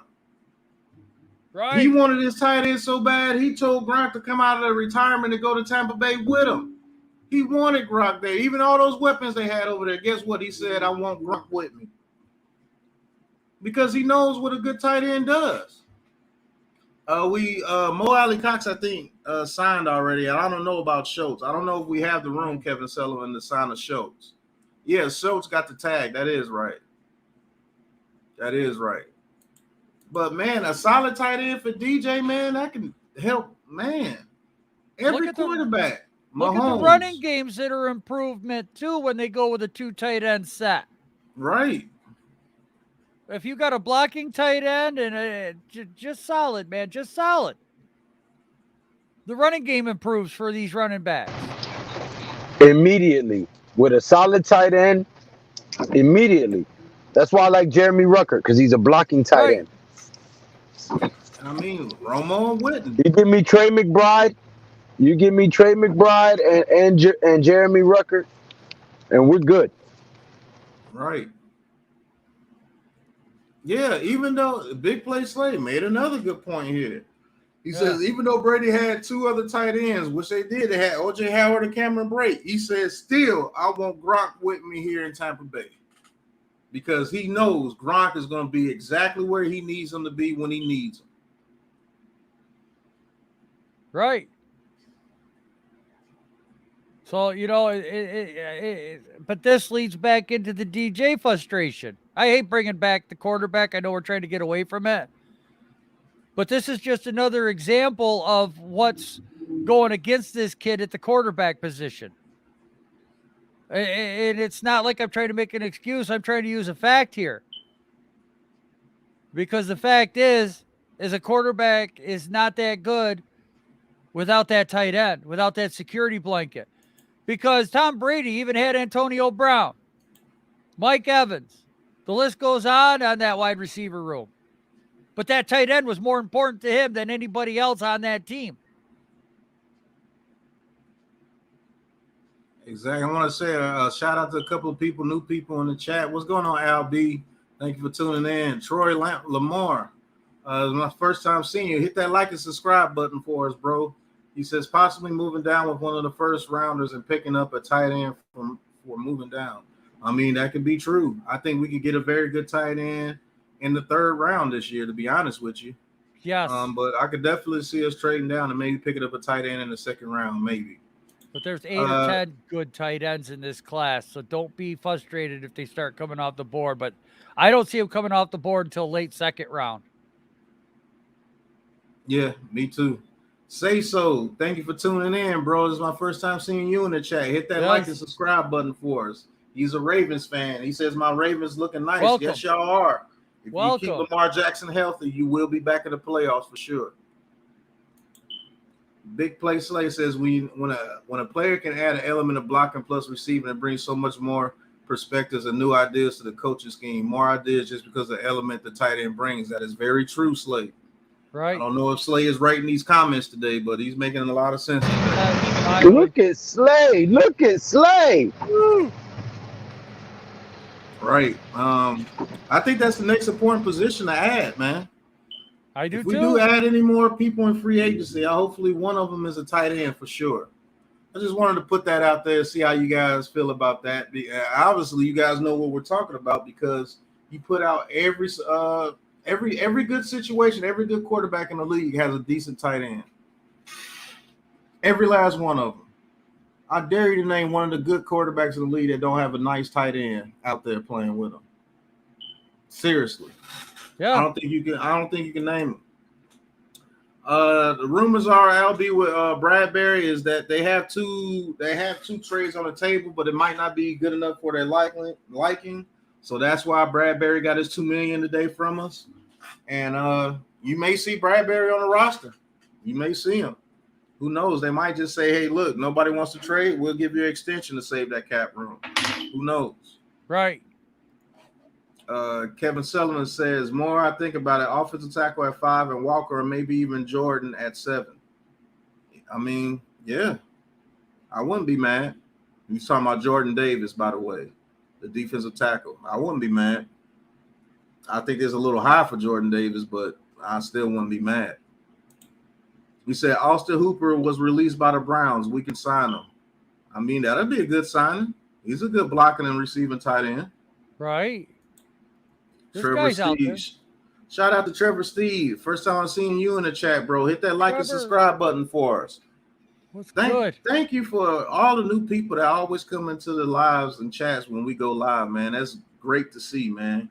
Glad to see we reaching more people. Right back, Pat. All right.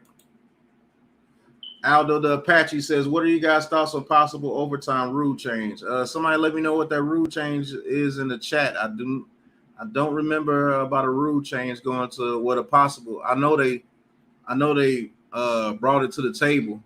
What were the rule changes? I haven't looked it up yet. I do apologize. Say so says the Panthers don't even use a tight end. Are they a good team? Do they have a good quarterback? Say so. That's what we're saying. Maybe if Sam Darnold had a tight end that he can throw to, and they do have a decent tight end, but they don't use it. Maybe if they had a tight end, he would be a little bit better. When they had a good tight end, they was in the playoffs. Yep. Olsen. Yep. When they had Greg Olsen, they was in the playoffs consistently. Just a saying.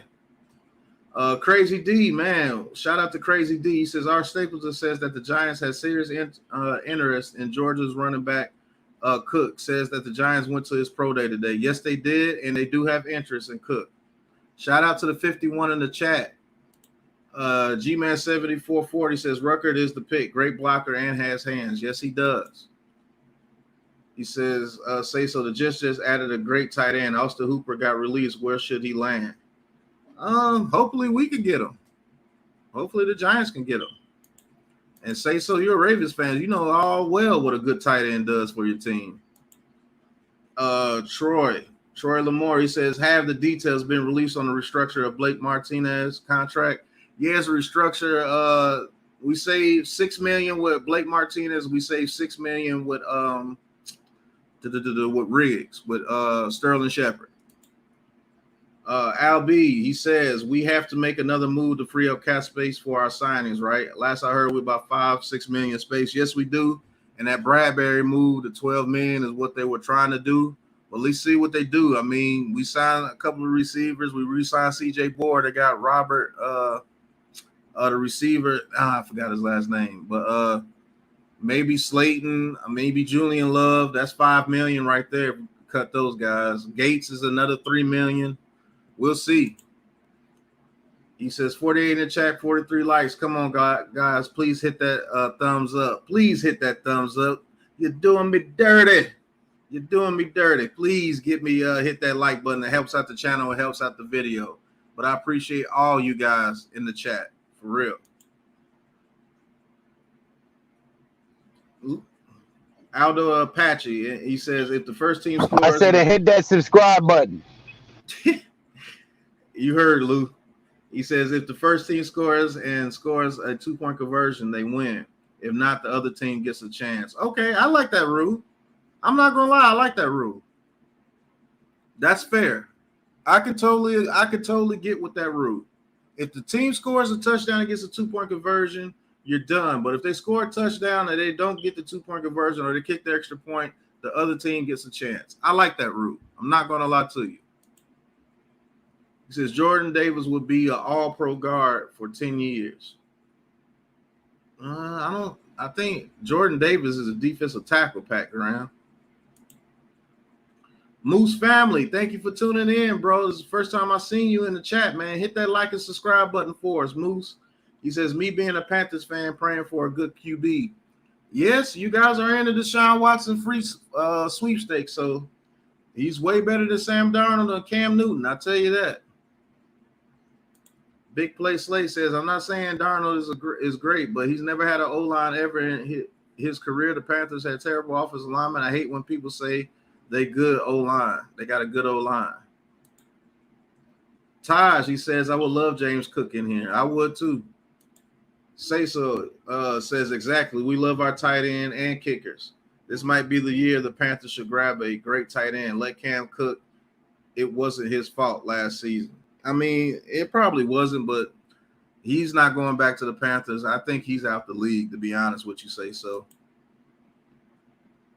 He says, didn't Darnold say he was seeing ghosts? Yes, he did at one point in his career with the Jets. He says, yeah, but Cook would be like a 3rd-round pick. We're rather tight end there. We have 2 3rd-round picks, Kevin Sullivan. We have 2. He says, should the Giants draft a running back and wide receiver? I say yes. Meaning they should get both in the draft. He said, heard the Raiders offered a 5th for Bradberry. I think that's what it is, but I think the Giants, I think Joe Shane is one the 4th or 3rd. So we'll have to see on that. CBS Sports reports the Colts, Eagles, and Titans propose changes to overtime. Yes. And if that change Aldo put in the chat, I definitely agree with that. If a team scores a touchdown and they get a 2-point conversion, the game is over. If they don't get that 2-point conversion, the other team gets a chance to go down and score. Seriously. Big Play Slay says we have Ertz, Brent, Selleck, Chad Lewis, Pete Redsloff, and Bobby Watson, plus Pete Fayos. We had some of the very best tight ends. Yes, Eagles have always had a decent tight end. He says Jeremy Ruckert. Get Jeremy Ruckert and Trey McBride during the draft. I can see that happen if both of them drop to the 3rd round. He says, hey, Moose, you can have Willis. Aldo Apache, he says, if Saquon leaves, do you think Breece Hall is a consideration with that 2nd-round pick? Yes, I do. If Saquon Barkley is traded, I do believe they go running back early in the draft. I believe you have to.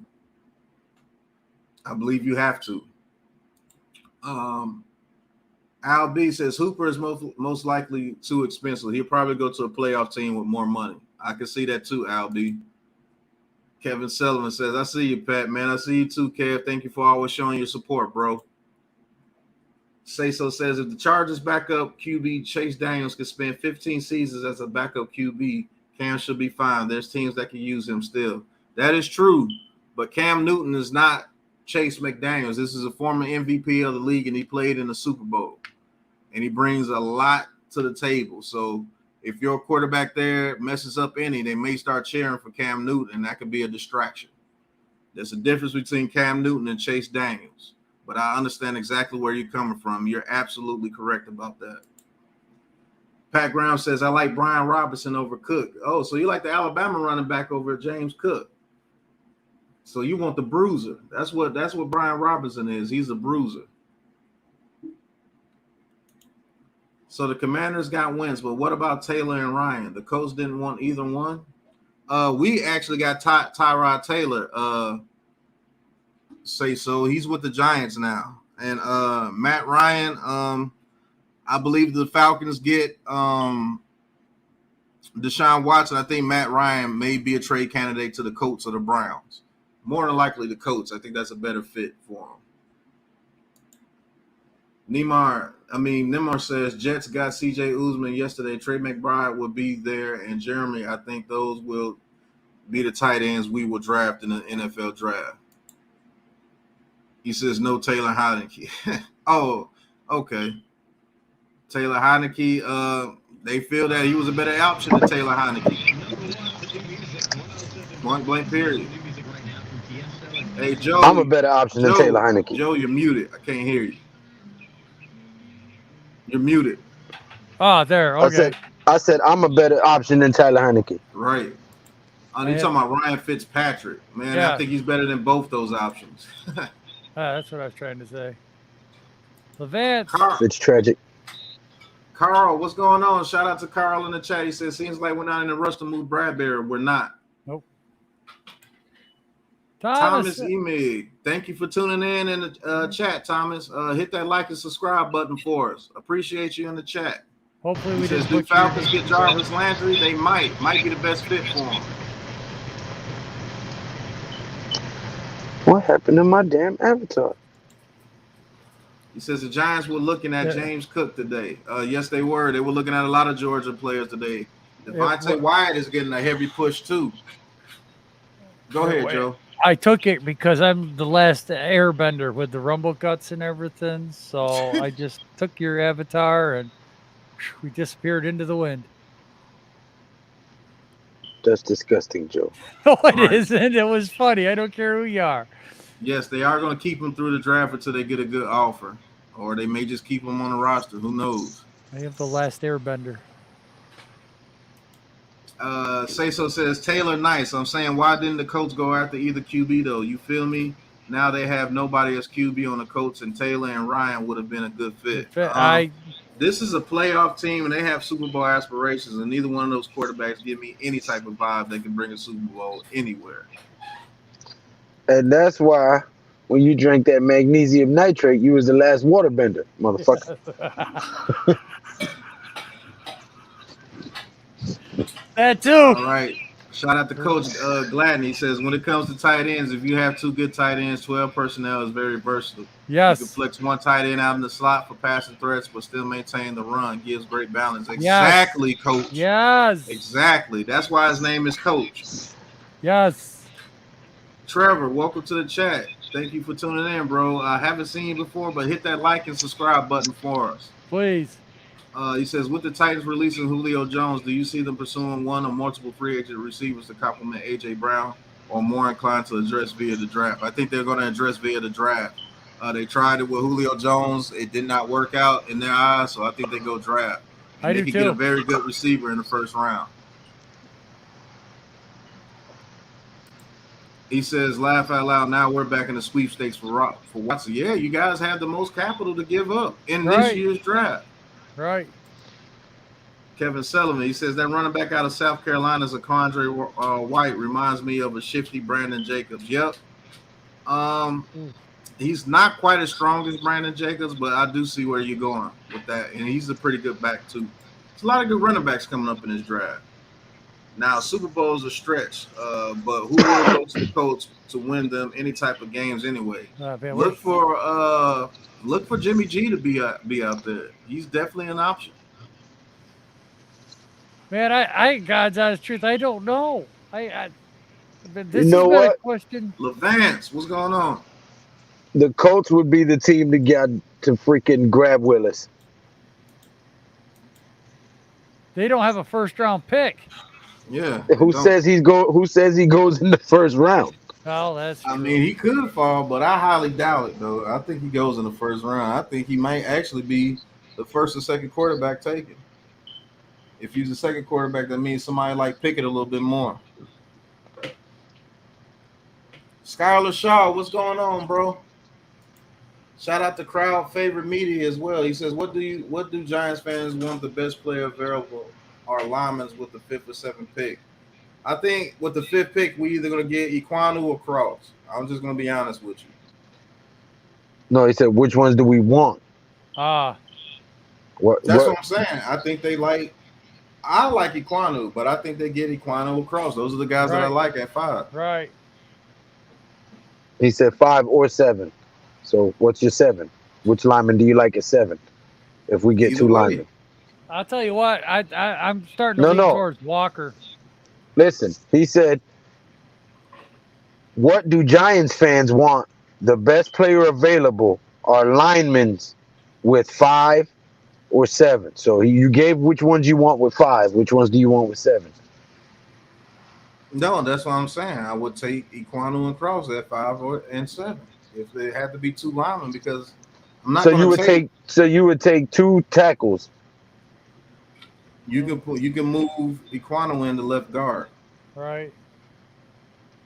He's played every position on the line except for center,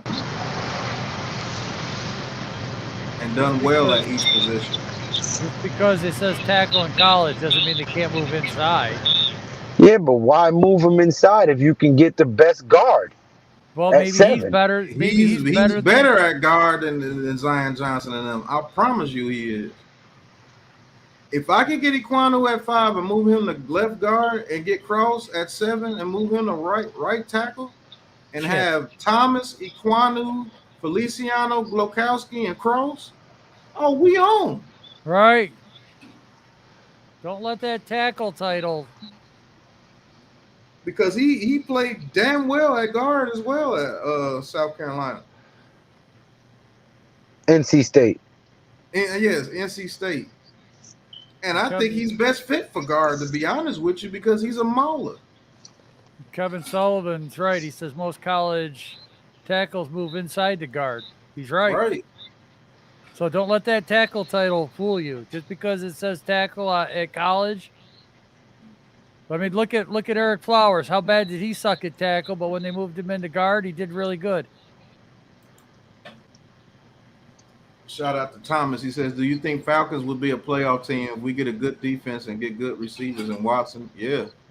To be honest with you, if you get all that with Watson, you're good. Well, they definitely need to work on the defense. That was a big problem for the Falcons last year. But that's a lot of ifs, Thomas. You're in the same boat as us. We have a lot of ifs. Yeah. But thank you for being here. Please hit that like and subscribe button for all 3 of us. Big Pat Sports Talk, Classified 3F with Joe and myself, Gnation Inside Sports. We are the Big Blue Krew. That's right. Exactly. Say So says, I wanted my Ravens to get Sauce Gardner, but now I want us to get a big body receiver like Julio Jones or Antonio Brown, but I don't know if we will get any receivers. I can see actually Julio Jones going to you guys. Yeah, I could definitely see Julio Jones going to you guys, and he would actually be a pretty good fit for you guys. I could see Harbaugh getting Antonio Brown. Okay. I don't see it happening, but if anybody would do it, I think it would be Harbaugh. Harbaugh could probably rein him in. Yeah. G-Man says, Pat, I'm not sure if Equanu ever played right tackle. Yes, he played right tackle this year, and he played both guard positions and left tackle. He's played all positions on the line except center. And I promise you, you put him at left guard or next to Thomas, we rolling. Some lanes are going to be opened up over there, I promise you. Aldo the Apache says, what more can the Ravens afford now? Oh, shout out to Tudo. He says, salute, Blue Krew, trio, drop by your office to pay our proper respects and for all Giants fans around the world to slap all stinky boys losers out the door. Exactly, Tudo. Welcome back, Tudo. Congratulations on winning your playoff games, man. Congrats. Yes, sir. Yes, sir. DNYG says, hey, Pat, what do you think about Austin Hooper? He should be a capable blocker coming from the Browns. I think he can be a capable blocker and a decent receiving tight end. I don't think it worked out over there because I think Baker Mayfield is trash and he couldn't get him the ball, to be honest with you. Viz Edits, thank you for coming in, bro. Say So says, Sandman to the 49ers and send Jimmy G to the Colts. That can actually happen. Say so. If Thomas, that he says, you're a fortune teller. right. He says, yeah, our defense is bad. Probably the worst defense in the league. Yes, it is very bad. I'm not gonna lie to you, bro. Yeah. What about Austin Hooper? I don't know if you're still here, Joe. Yeah, I'm But here. what about Austin Hooper?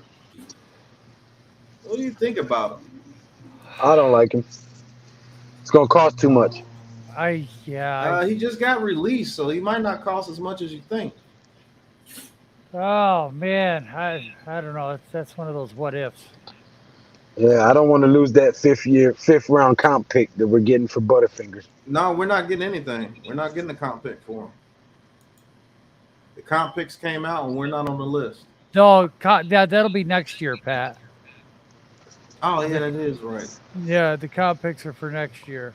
Don't scare me like that, Pat. I was about to damn have a rant on your channel just now. Right. You're about to lose my shit. I forgot that's for next year. I mean, why are some reasons you don't like Austin Hooper? No, not that I don't like him. I was worried about us signing him to too much and then messing up the comp pick. Nothing against him as the player. I'd rather get the comp pick. Because I'll be honest with you, I think he would be a great option for Daniel Jones. He runs good routes. He blocks. He's dependable. It's just that Baker Mayfield sucks. Can I steal the mic for a second here, guys? Go ahead. All dead serious. Me and Pat were invited onto a friend of ours stream, Pesty Analysis, PTA Sports. I'm sure some of you know who he is, along with Rob Zero. And Rob Zero had some devastating news yesterday. His wife delivered early. She was in the hospital, surgery complications. She's doing good. But the baby didn't make it. And I want to give my condolences out there to Rob Zero. I know PTA watches this stream. PTA, I'm hoping that you're watching right now. And please give my thoughts and prayers to Rob Zero with him and his wife in this time of crisis. Here at Big Blue Krew, we are about family first, especially friends and family. And our condolences along the way to Rob. Even if they never see it, I still feel the need that it has to be shared. That we're sorry that you're going through this time of grief that you're going through right now, and prayers up, my friend. Yeah, most definitely. Sorry like I said, bro. Yeah, they let us on their channel. We cracked it up. We talked Giants football. So thank you, Frank. Like I said, I hate bringing the down moment, but I have a small platform here, and you're those two guys are great for the community. They both stream games. They're gamers. PTA's a former Marine. Salute my guy. Rob's just a great personality to watch when he's streaming and talking Giants football. I called the draft with him last year. Just a great person all around, and so unfortunate that this happened. Pest, if you're watching, please let them know we're thinking about him. Yeah, for sure, man. Didn't know that, man. Prayers up to Rob. I just saw it on Twitter. Damn. Yeah. So that's what I said. So, like I said, sorry guys. I don't mean to down it, but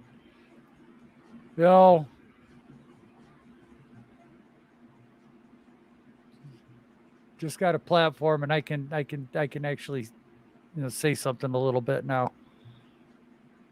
But back to football.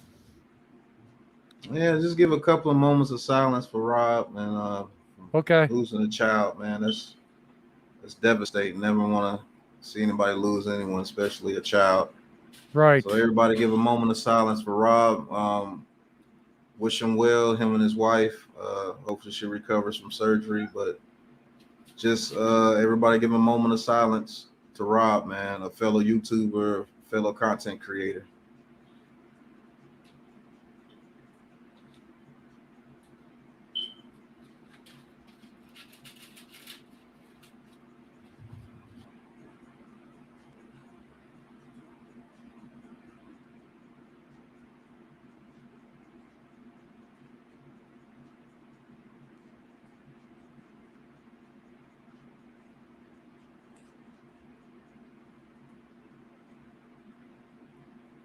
All right. Well, I'd like to thank everybody in the chat for sending your prayers and everything to Rob.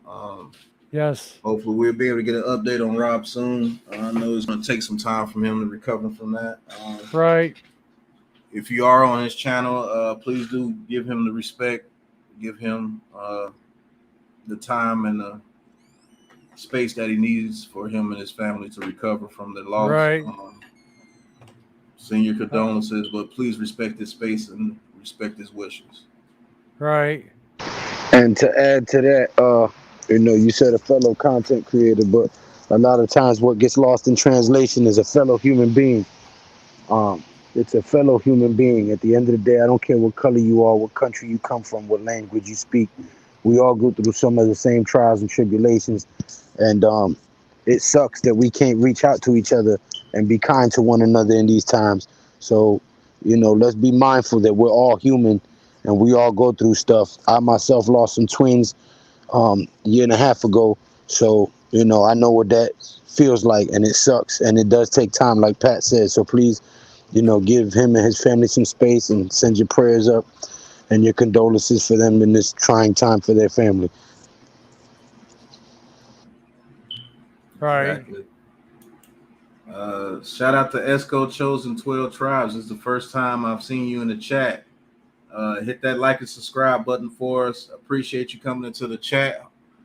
Sorry you had to come into a somber moment, but we always pay our respects to our fellow friends here on YouTube. And like Lou said, everybody's a human being, and everybody just deserves, condolences and their time to heal. Hit that like and subscribe button for us, Esco. And do I see the Giants going strong safety or cornerback at 7? If that's the best player available at that time, I think they do. If Hamilton or Sauce Gardner or Stingley or whoever they feel is the best cornerback is on the board, and they've lost out on the players that they wanted between 1 and 4, I can see them doing it for sure. But thank you for tuning in, Esco. Thank you for all the prayers for Rob. Hopefully everything will be okay soon. Yes, Right. we did notice that Scott Hall did pass away yesterday as well. Yeah, it's always a hard subject to talk about.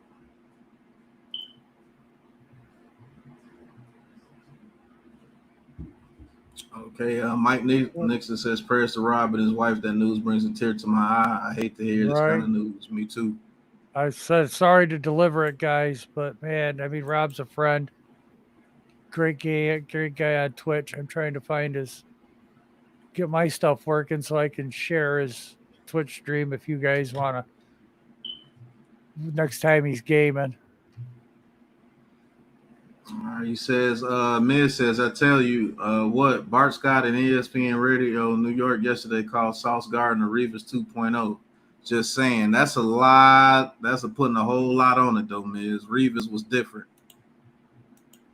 Shout out to Edward Squires in the chat. What's going on, Squires? He says, what's up, fellas? Do we give Dexter Lawrence his 5th-year option? No, we do not. Yeah. I think that time's already passed anyway, right? For what? To get those 5th-year options. Yeah. Or is it? I think that time's already passed. Okay, Esco. Well, thank you for tuning in with the chat. Appreciate seeing you here. If you haven't subscribed to Gnation Classified3f with Joe, I will appreciate if you go ahead and subscribe to those 2 guys for me, man. Those are my guys. We formed this Big Blue Krew thing here together, and we're gonna take this to new heights, people. Just wait.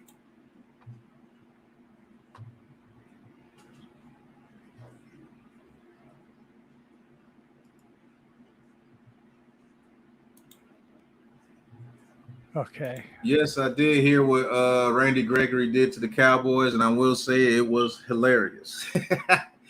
Right. They said they signed Randy Gregory, and he said, "Nope, I'm going to the Broncos. I'm trying to win a Super Bowl.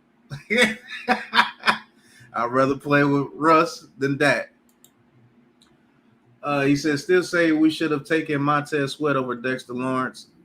I'm saying that too, but hindsight is always 20/20. So you can't. I mean, you can say that now because you've seen what happened, but at the time, he felt like a great pick. Miz says, right, not me. Just saying what Bart says. Reeves was amazing. Got chance to meet him. Gentleman he is. Yeah, Darrell Reeves was a monster, man. Coach Ed, he says, Lou, Joe, Pat, Here. that moment continues to show the compassion you gentlemen exude. It just lets your followers know it's more than football. It's about love. Yeah, it is. We do have Rob's twit, his link to his Twitter account. If you ever want to see Rob That's play his Twitch. games, that's his Twitch. Go over there and hit him up, man, and hit that follow button on Twitch, man. I'm actually going to do that right now. Yeah, go follow him up, guys.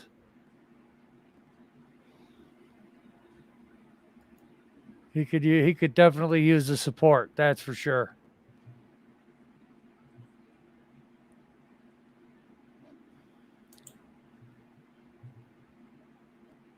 I gotta go get my Twitch information. Hold on. Do I that gotta link. remember what that information is. But Hopefully that's the that link to Rob's Twitch channel. He's already at 4,900. Let's get him to 5,000 very soon. Today. Let's get him to 5,000 today. Right. He says, I agree, but I like Dexter, as people know. Dexter's cool, but if I could get something for him in return, I'm pulling the trigger, man. So I'm not going to lie to you. J.D. McKissick did the same thing to the Bills. He went back to Washington. Yes, he did. Running back for the Commanders. Yep. Did the same exact thing. Yep. Esco, he says, panel, do you all think Taylor can steal the starting job? He has a will chance. Have the opportunity. He will have the opportunity. That's for sure. Yep. I think this is that's something we can talk about. Do you think this is an open competition? I think it's an open competition everywhere. I think this whole team is an open competition after the play last year, after everything that happened, the way the end of the season went down. I don't think there's a safe. I don't think they're looking at anybody as a guaranteed starter right now. I truly believe it's an open competition, man. I'm not gonna lie to you. Right. This is who does Shane and company have ties to? Nobody.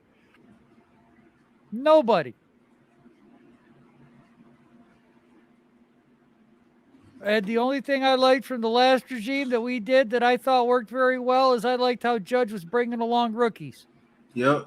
Now, I will agree with you on that. Joe Judge did a good job of bringing along rookies. He did not force them in there, and he did not force them to play when they weren't ready. And he took heat for that, too. Yes, he did. Why isn't Kadarius Toney starting week 1? Wasn't ready. Right, he wasn't ready.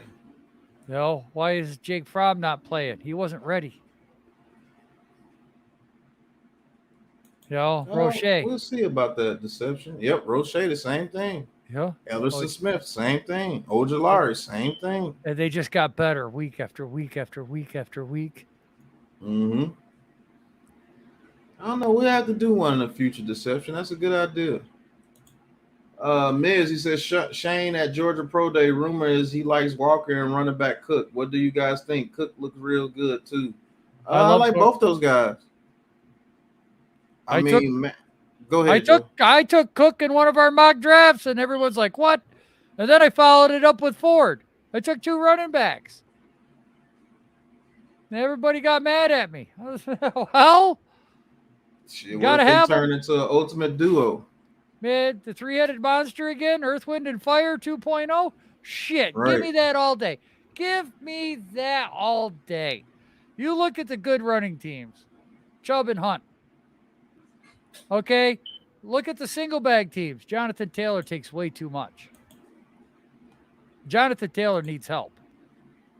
You're going to wear him out. The only back I know of that could take that kind of punishment that we have seen is Derrick Henry. But that man got hurt this year. That man's just an absolute different level. C-Mac takes too much. Yep. The single backs just don't work anymore. You've got to have a dual-headed, three-headed monster again, because you don't want your running back taking 400 or 500 poundings a year, 600. You don't want that. Look at DeMarco Murray. Look how that ruined him. Look at Ricky Williams. Right. One of the best running backs in the league. He left because he's tired of getting beat up. 30 carries a game? Come on. All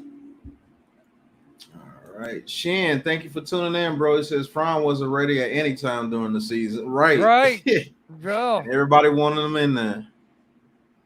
I mean, there's only one back that did it for a very long time, but after that 10-year mark, he was never the same. And that was Eddie George.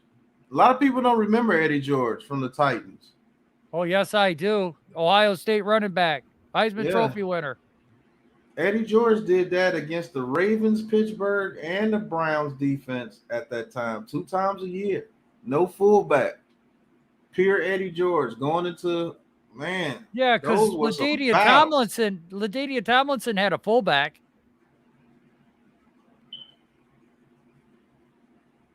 There was always somebody blocking for LT Jr. Right, Lorenzo Neal. Yeah. Who's the fullback after Lorenzo Neal? God, another good one too. I can't remember his name. I was hoping you would remember. Jerome Bettis had a fullback most of the time too. But Eddie George was one of those first running backs. He was like the Derrick Henry of his day. Like Eddie George was an absolute beast. God, Jacobs and Bradshaw, look what they did for us in the running game. Right. And then, Otis Anderson was at the end of his career, but I mean, they only really called on him in the Super Bowl, really. I mean, Natron Means, that was a fullback for the Chargers too. I remember Nate. Well, no, yes. He was a running back. Natron Means was a running back. I remember Natron Means. DNYG says Adrian Peterson did it. Yeah, but Adrian Peterson fell off after a while. He got injured a lot too. Right. DNYG says, I can't stand a dual running back system. Some running backs have a tough time getting into a rhythm being pulled from every game, every other play. Just because it's a dual running back system doesn't mean you have to be pulled every other play. You can pull them every drive. You can have a third down back. Right. Remember, we had the 2 running back system. Both the Super Bowls we won in the 2000s. How short people memory was. One time we had 3 running backs. Remember Earth, Wind, and Fire? Ward, Bradshaw, and Jacobs. You don't remember those days? Then Ward went to the Raiders. Shout out to Brian Renciari. Thank you for tuning in, bro. Hit that like and subscribe button for us. Thank you for tuning in. He says, if Kwano or Nail available at 5, Giants have to take them. Please restructure or trade Leonard Williams. Not worth the money. All right, man. A lot of people say this about Leonard Williams. And when I tell you that guy, maybe he's not worth $22 million, but the guy's worth at least 18 to 19 to 20. I'm not taking that away from Leonard Williams. Just because he has a high contract doesn't mean he's trash or something because he's not getting sacks. That man was getting triple teamed and double teamed all year long. Me and Joe sat here, we called every Giants game, and that man was getting doubled and triple teamed more than anybody I have seen. Reason why I say I would love to get something in return for Dexter Lawrence. I know guys like him in the chat. I know the Giants fans love him, but there's no reason why that man should be getting double teamed and triple teamed on plays when Dexter Lawrence is on the field. Man, Leo Williams is going to fit in Wink Martindale's system better than people realize. So all I'm going to ask is just pump the brakes a little bit, just a little bit, because, he might be that one guy on the interior that's going to allow the corner to come free, that's going to allow the linebacker to come around him free. He's don't look for Leo to have a big game numbers wise, but watch him have a role in letting the linebacker come up, shoot the A gap, shoot the B gap. Watch for him to do a lot of that stuff. If he commanded double teams last year and was almost getting to the quarterback, if he could do that again, that's going to put a real strain on the offense with Wink Martindale. And especially if we get Trayvon Walker or we get one of the good linebackers coming out. Smoke Monday coming off the edge. McKinney back there free roaming. Right. Adoree Jackson on coverage. Roche coming off the other side. Ojulari coming off the other side. Maybe we look at a defensive lineman in the second if one of these guys drops. One of these guys from Georgia's there in the second round, defensive lineman. Just hold off on Leo a little bit. Let's see what he can do this year, because I really believe he's going to surprise a lot of people. He's my defensive surprising player of the year, but he's not going to have huge numbers. Right. All right. Shout out to another new person in the chat. Man, we got like 10 new people in the chat. Nice. Shout out to Jameson. He says Saints and Commanders are in talks over Michael Thomas trade per our beat reporter. Saints fan here. Okay. I mean, that's major. Just another guy we have to guard. I can see the Saints wanting to move on from him. He's been unhealthy for what, year and a half now? 2 years? Yeah, 2 years.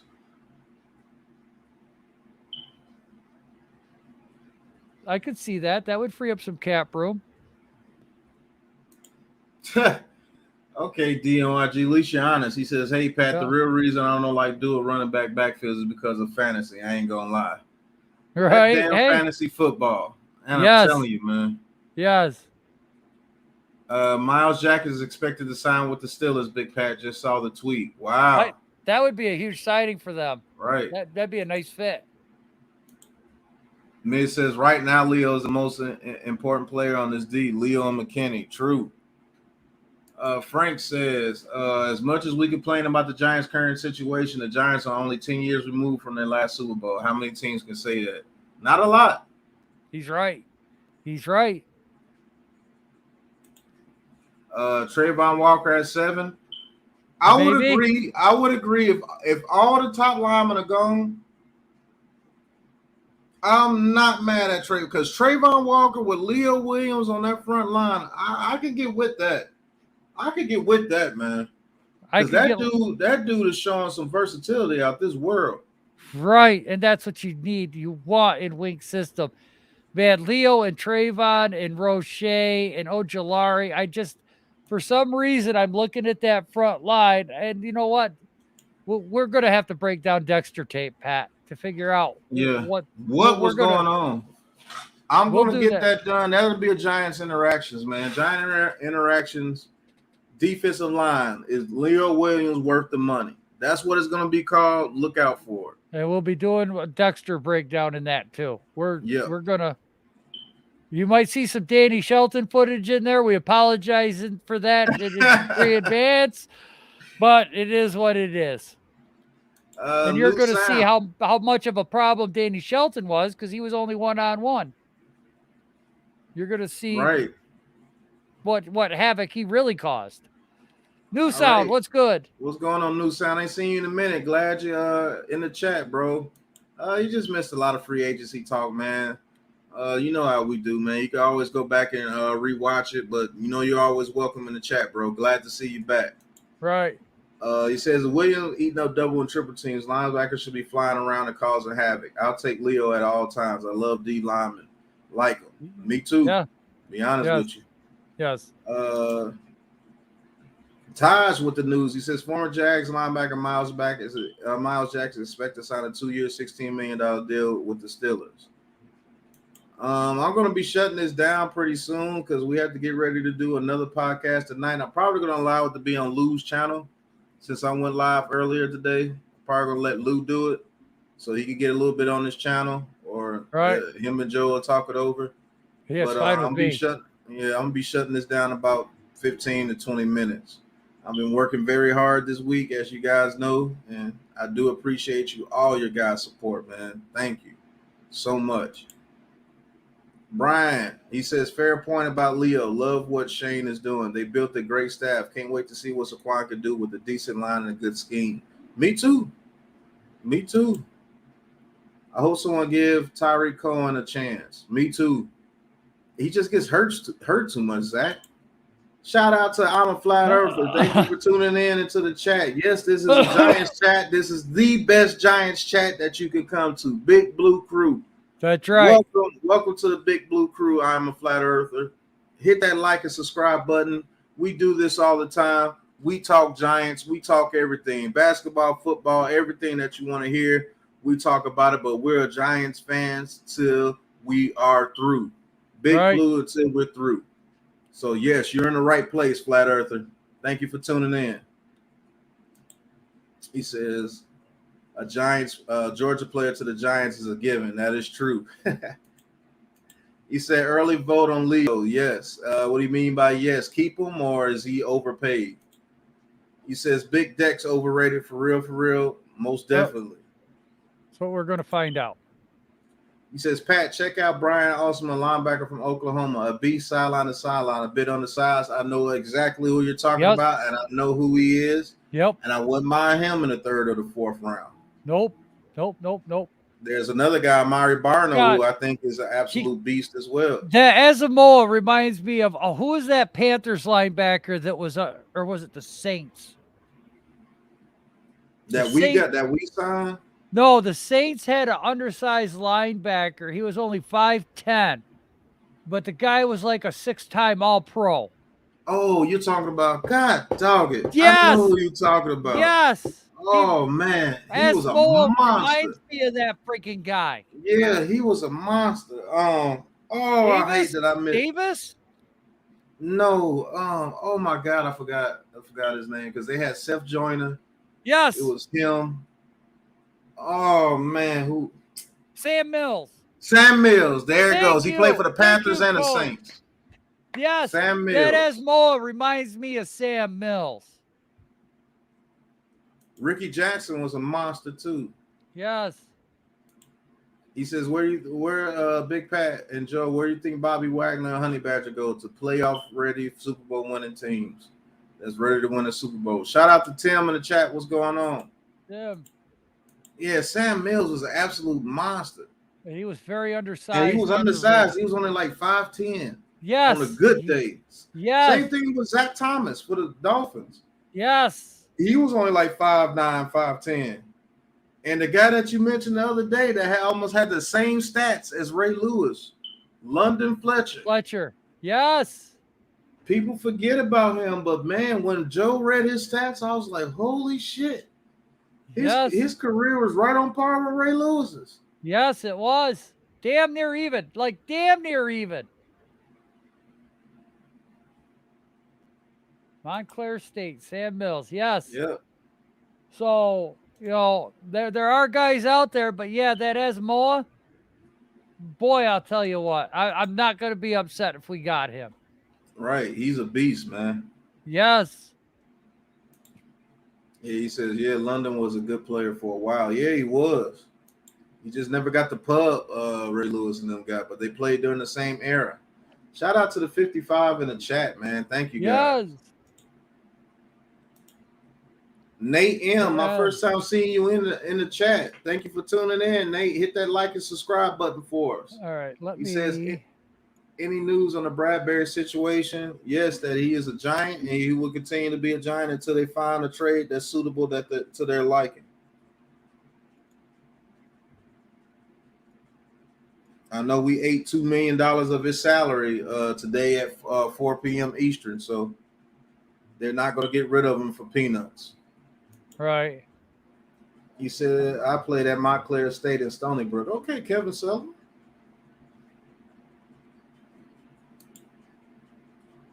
They're showing highlights of the Georgia Pro Day on NFL Network.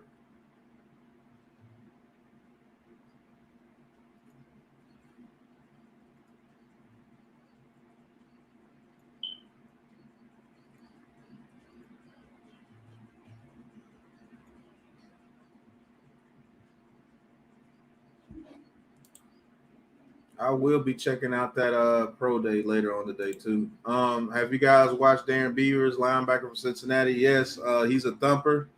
I do not like him in wide open areas though. He's not as athletic to put him in coverage in my mind. But he's a very good 2-down linebacker, especially against the run. He would definitely help you out against the run for sure. Just drop loose advice.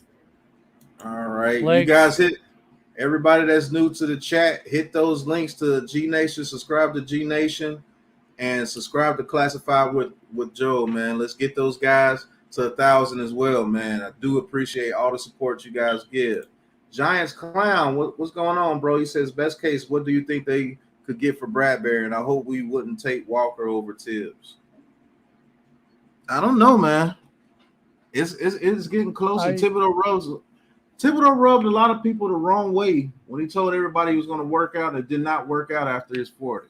That rubbed people the wrong way, man. It shows that you go against your word. I know it's blowing it up. I know it's blowing it out of proportion, but that's what happens, man.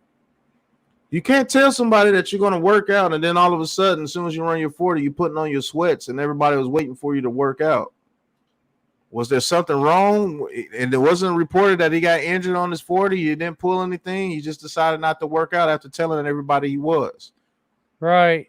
So that rubs a lot of people the wrong way in business. Let's forget this is always a business. And if you're not a man of your word, a lot of people don't like doing business with people like that. Did it hurt his stock? I don't believe so, but it definitely didn't raise his stock either. So I don't know. Well, I mean, if you're hiring somebody, okay, let's say you guys own a business. All right, you're interviewing this kid, and he comes in a suit and tie and all that. He's got a really good resume, very professional.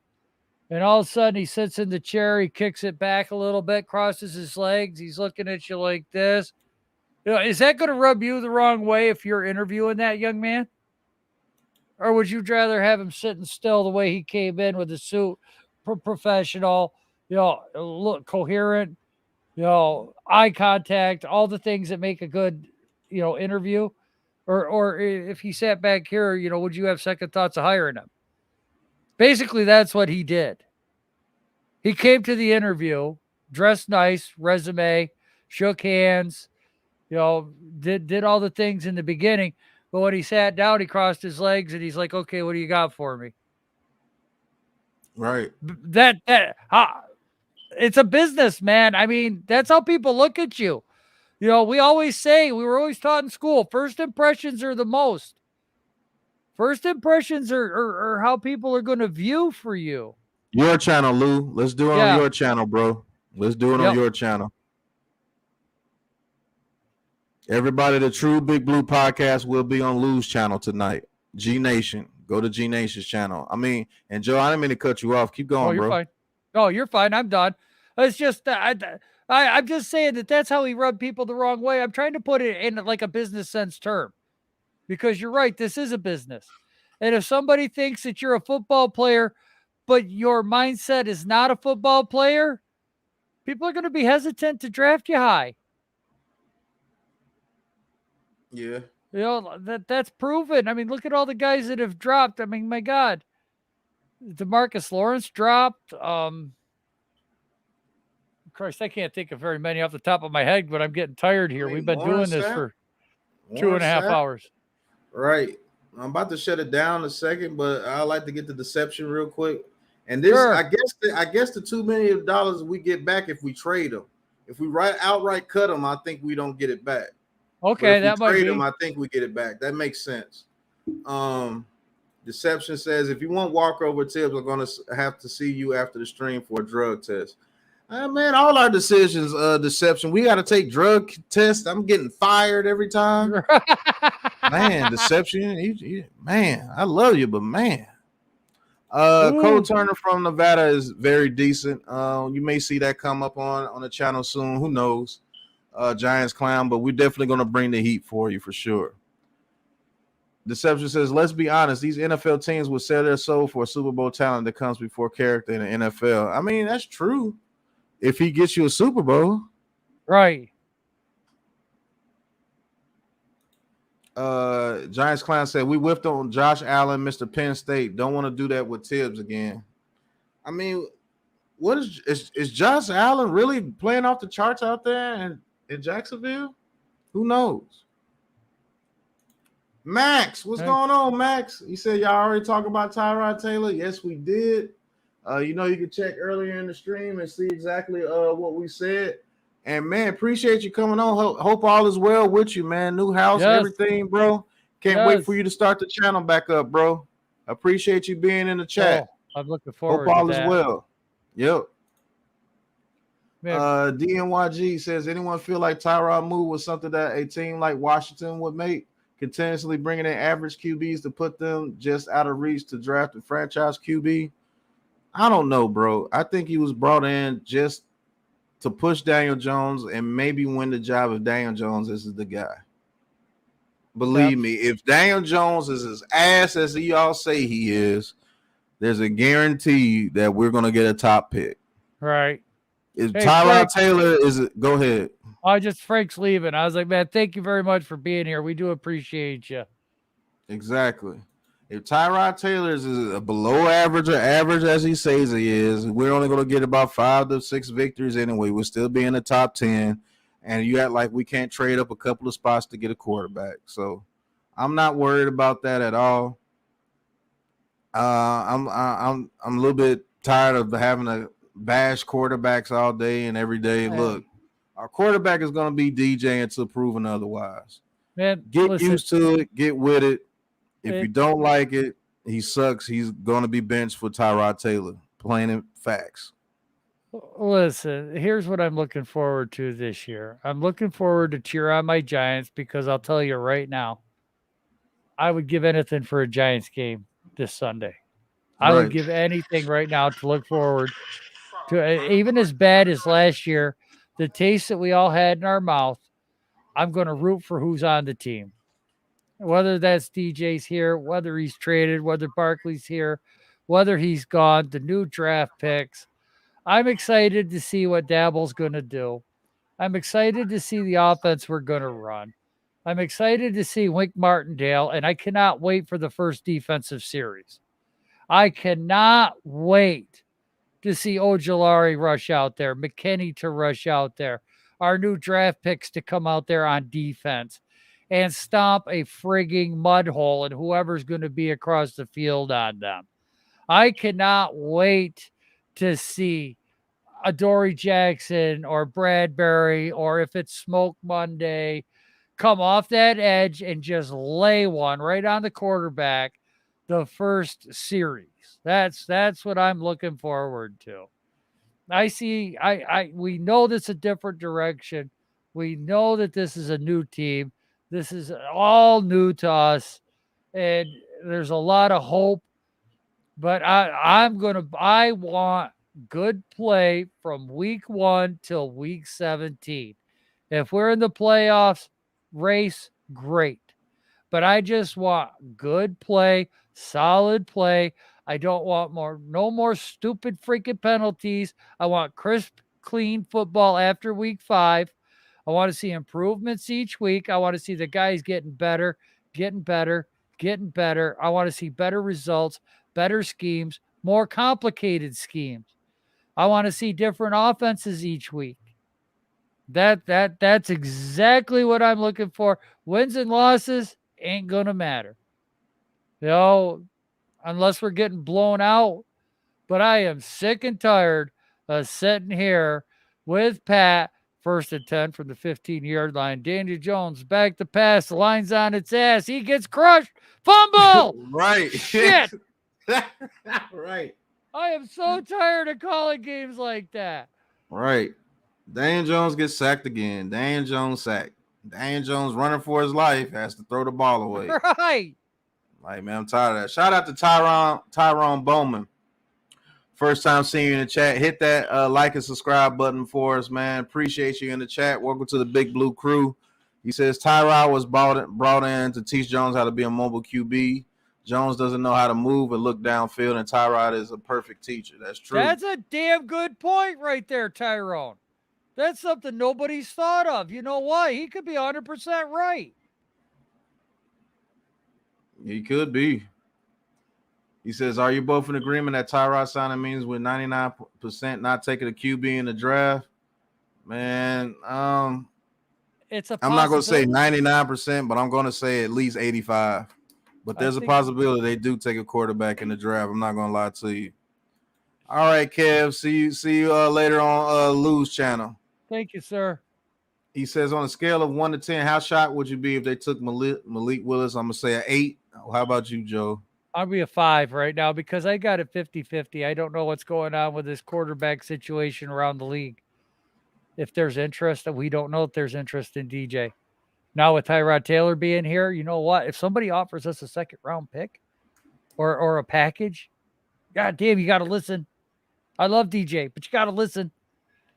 Right. If Shane's been scouting Willis, you got to listen. That's true. He says, Daniel Jones shouldn't excite any fan. How many cocktails have you had? None. No, not yet. That's later tonight. Right. And who said I was excited? I'm just, you know what, Joe? Nope. I'm not doing it. Okay. Nope. Next question. I'm not doing it. Next question. I'm not doing it. Tyrone, he says, I'm worried about the D-line. We went from 10,000 defensive tackles to 1.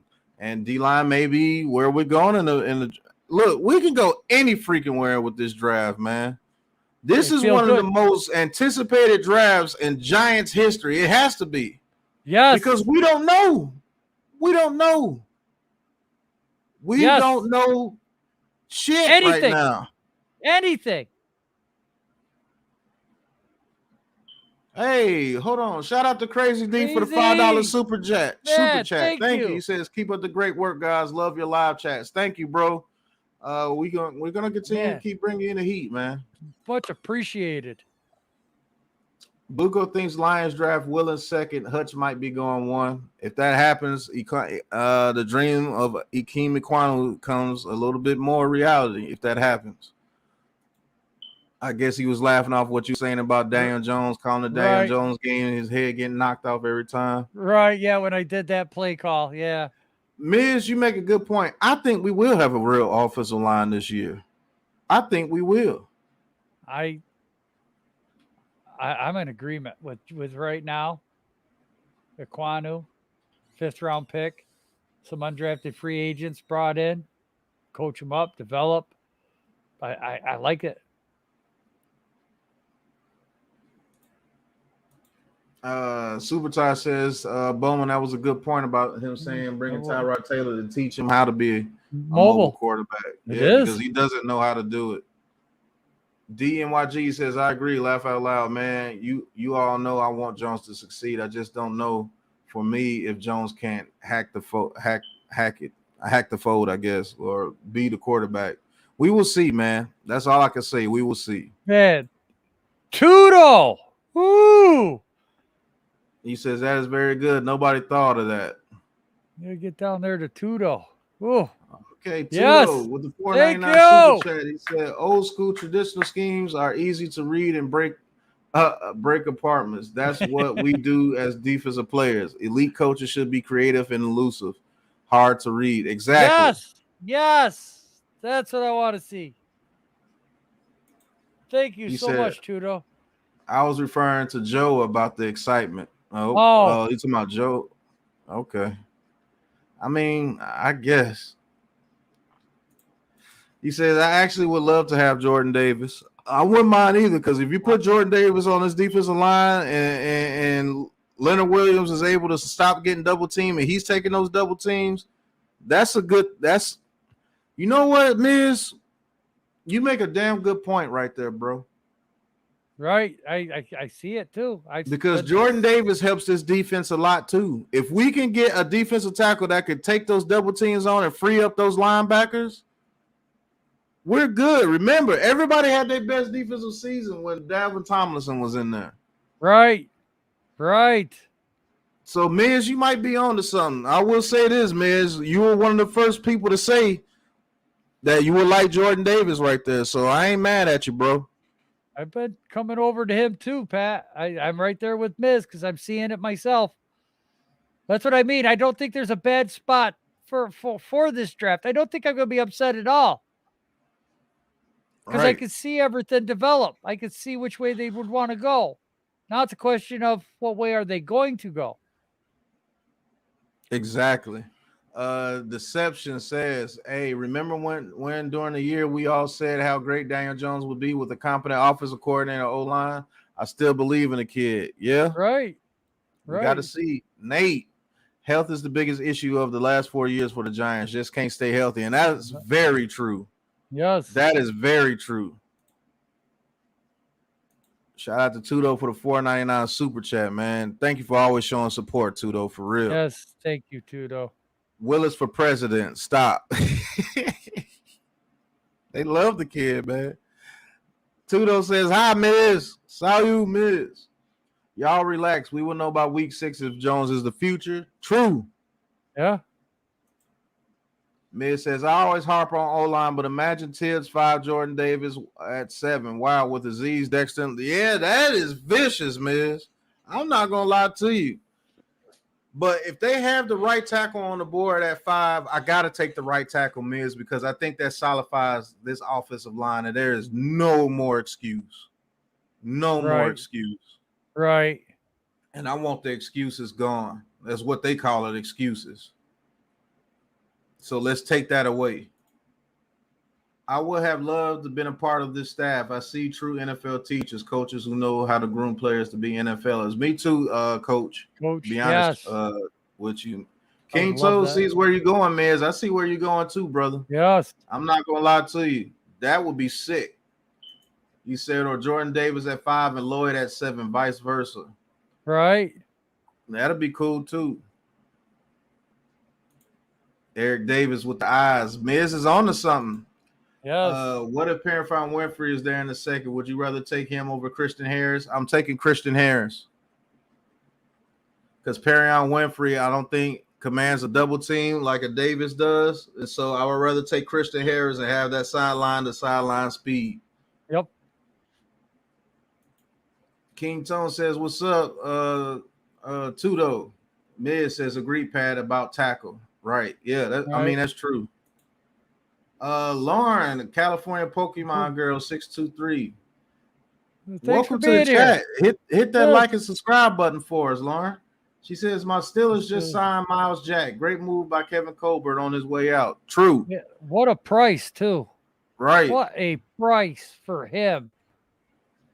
Michael R., I think I've seen you in here before. Welcome back. If not, hit that like and subscribe button for us. But I appreciate you in the chat. He says, fuck Malik Willis. Let's go, DJ. That's not a popular opinion, brother. Watch yourself. Right. Watch yourself in the Giants community. That's not a popular opinion. And he spelled Malik Willis' name wrong on purpose. Yeah. What you had, Joe? Go ahead, Joe. Yeah. I've been down that road. Woo. We're still there. Monster signing Lauren for Pittsburgh, front 7. True. Yes. Eric Davis. He says, we have to wait and see with this coaching staff. On paper, we are great, but we really need to see production on the field. Exactly. That is absolutely freaking true. That is true. Max, he says, there are players the Giants could pick at 5 and 7 as long as they're a touted prospect that y'all would not like this year. Malik Willis. Yeah. That's about the holy one. No, I'm not going to be upset at it, but he's at the bottom. I'm not going to lie. Yeah. He's at the bottom. I mean, I'm not going to do an entertainer bad dog freaking video because I blew my cool, but Tudo! $4.99 super chat. He says, bad teams and competent team owners depend on high price tag garbage players to win games for them. False. You need smart coaches to build and develop. True. 100% true. 100%. Taj really like Michael R's comment. He says, talk your ish, Michael. Shout out to Super Taj, man. Y'all go sub up to Super Taj as well, man. He's family. My God, Miles Jack and Watt. Oh, Jesus Christ. Right. Lord have mercy. Oh, God damn. DNYG says Steelers needed to improve that run defense. It was uncharacteristic to see that defense play the way it did last year. I mean, man, they had injuries all over the field, man, and Big Ben was washed. They was on the field all day. What did the Steelers pay for Jack? 2 years, $18 million, I believe, or it was 2 years, $16 million, $8 million Something a year like that. for Miles Jack. Yes. That's a steal. To put him next to Watt. Jesus Christ. What player will be good to play next to Blake Martinez, Christian Harris, Devin Lloyd, Nakobe Dean? Have Smith as a backup. Have what's I want to see. I want to see Cam Brown back there again. The guy got 2 interceptions for us. Right. If he can stay healthy, I'd love to see what Cam Brown can do. He might not be a starter, but man, if he's a good depth, I'll take it right now at that position. We have none. Oh, man after my own heart right there. You watched Joe Morris run for Big Blue. Man after my own heart. I watched that man run into a wall at Syracuse University before he got drafted. He said Davis is an excellent run stuffer, but doesn't have the explosive first step to get pressure on the QB. We won't need him to get pressure on the QB if he's taking up those double teams. Deception. You have to look at this like a team. Everybody can't do everything on the field. Everybody can't stop the run and rush the passer and guard passes and do this and do that. No, sometimes you need somebody that's very good at one thing and one thing only. He gets it done. That opens it up for everybody else. That's what Dalvin Tomlinson did. And yes, he was able to get pressure on the quarterback at times as well. But did you see his 10-yard split? It was like a what was it? 4-7? 4-7? Oh, his 10-yard. His 10-yard split was like a 1-6. 1-6-3. That's fast and that's burst. So I don't know. I think he might be able to do both. Michael R says shots fired. Yes, he fired a couple of shots at him, Michael. Eric Davis says, I wish we could have signed Jack. Shaking my head. Well, I don't think we had enough to be wasting $8 million. We don't have the money this year. Now, next year is going to be on and popping, but this year we just don't have the money. Right. There's a golden clipboard for Willis somewhere, but not here. And Mike Nixon says Chad Muma next to Blake Martinez. I can see that. I can definitely see that. Oh, my goodness. Von Miller to the Bills? Von Miller went to the Bills? Wow.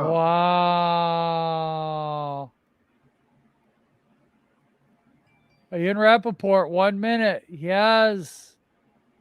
He was not going to be cheap either. What the hell did they pay for him? Right. Oh, my goodness. I can't wait to see that contract. Right. The Bills are shooting for a Super Bowl, man. Yeah, they are. Shout out to Tudo with another $4.99 super chat. He says our team still has the highest caps available in the league, but our team has the most determined players to get the job done, which the other teams don't. True. Bingo. Football attitude, mental toughness. That's what matters in a player. And that's why I said what I said about Thibodeau when he came into that. You know, the combine, well, I run my 40, but now I'm not going to work out. What Tudo's saying right there is what I'm saying about Thibodeau. Does he have that determination to be the best football player? Because, look, Clowney was good, but Clowney was even next to J.J. Watt. And did he really live up to the hype? No. Or did he want the money? Because even now, after he got let go from the Texans, he still really hasn't come right out there and dominated. Wow. And he was what, the number 1 pick? Yeah. Wow. Holy shit. I'm sorry. 6 years, $120 million? $120 million. Good grief. Oh my God. For a 31-year-old linebacker? Wow. 6 years? Shout out to Ugly Moy. Von Miller to the Bills. Thank you for tuning in, Ugly Moy. Hit that like and subscribe button for us. Appreciate you in the chat. Wow. 6 years, $120 million for Von Miller. That is ridiculous. That's true, Miz, but man, that is a ridiculous contract. Oh, Shout out to Lauren. She says, my Steelers need to do more to improve the offensive line. Our team still has questions about who our QB will be. Trubisky, Haskins, and Rudolph are not the answer in long-term run. That is true. You're very smart. They're not it's not the long-term answer. Steelers might be looking at Pickett. Yep. Steelers really might be looking at Pickett. True. Wow, but what a huge contract. 6 years, 120 freaking million for Von Miller. Wow. How would you guys feel if the Giants did that if we had bag money to spend? Dude, that contract right there reminds me when we got freaking Jackrabbit and yeah. And what's the edge rusher? Oh my god, I can see him. Olivier Vernon. Yeah, Olivier Vernon. And there was another guy too. When we spent all that freaking money, that's Max what we paid. All those guys. Shout out to Small Ben 7. Thank you for tuning in, bro. Hit that like and subscribe button for us, man. Appreciate you coming into the chat. He says, I hope not. Steelers should build a strong roster around Mitch. They're gonna have to. Right. He says, Pat, they'll cut him after 2 seasons or he'll retire. True. Shout out to Kevin Sullivan, man. He says, you guys are great. Keep talking. Thank you for the $5 super chat. Every time I try to leave, you bring me right back. Every time I try to get up, they bring me right back in. Yeah, that's 20 million a year. That does. Oh my God.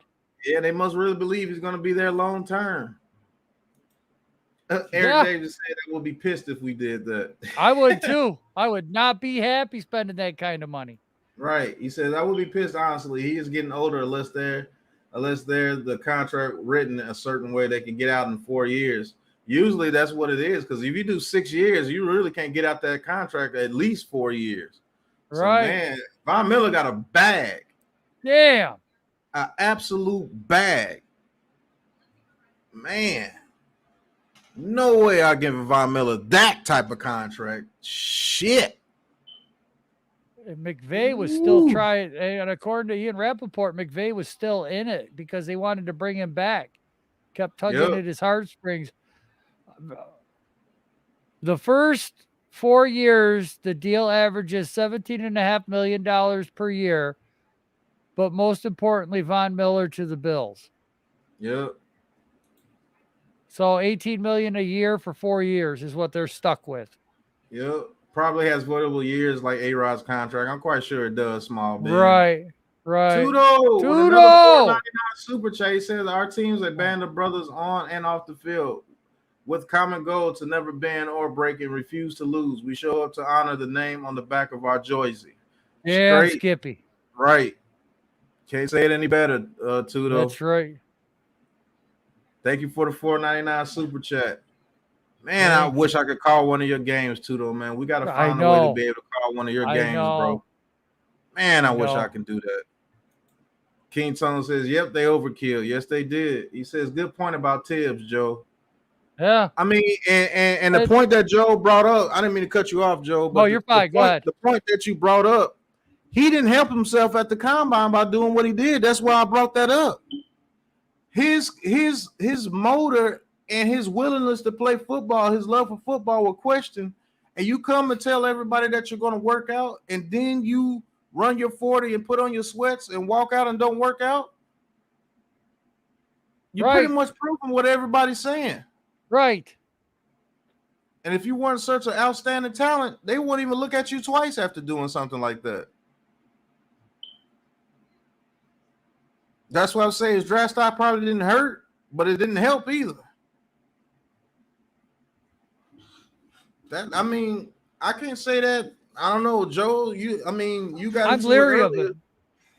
I've been leery of him all year. I've been saying, if you want the number one edge rusher, Thibodeau has the skills. If you want an all-around 3-down edge rusher, you go with Hutchinson or you go with Karlaftis. If you need a 3-down run stuffing pass, you can get after the passer, 3-down end. Those two guys are ahead of Thibodeau because I've seen it on film. If the team is running the ball, Thibodeau doesn't have his heart in it. I'm sorry. It's on film. It's on tape from last year. Go watch it. He gets caught up in the wash so easy. He gets taken out of the play. Karlaftis, you'll see him shed his guy, come back into the middle of the field. It might be a 5-6 yard gain, but he's in on the tackle. Hutchinson's the same way. When Georgia started going to those screens outside, Hutchinson was out there on those screens making those tackles. Karlaftis, when it comes to the RPO, he's the best RPO defensive end I've seen come out of the draft in a long time. Right. He just reads it so well. And everybody's just hung up on getting to the quarterback. But if you put Karlaftis out there on third down and they convert it, they run a hurry up, now he's out there on a run, and you know that these coaches, they watch film. They're going to do that on purpose to keep him out there and then run right at him. So here comes Chubb. Here comes Hunt. Here comes one of the C-Mac. Shit, Derrick Henry. Those guys are going to be just coming at him in a hurry up at first down and pick up 9, 10, 11 yards. Right. It's not that I'm against the guy. I'm not saying he's not an elite pass rusher, because he is. I worry about his motor. I worry about him wanting to be. When Hutchinson gets up to the line, and we saw it at Ohio State, he's pointing at the freaking guy. He's pounding on his chest. Bitch, I'm coming after you. And all of a sudden they snap the ball. And what does he do? He knocked the freaking left tackle on his ass and sacked the quarterback. Does Karlaftis do that? Does Thibodeau do that? This guy's up there talking shit and then backs it up. So I understand why everyone says Thibodeau is a monster, but is he a mental, physical monster? That's my worry. And they say 90% of the game is mental, man. That is true. You can have all the physical tools that you want. If your mind ain't into it, you ain't gonna be nothing. Max Webster said, is it a big brain play by him trying not to go to a losing team? No, the man wants his money. I'm not losing millions to play mind games. Right.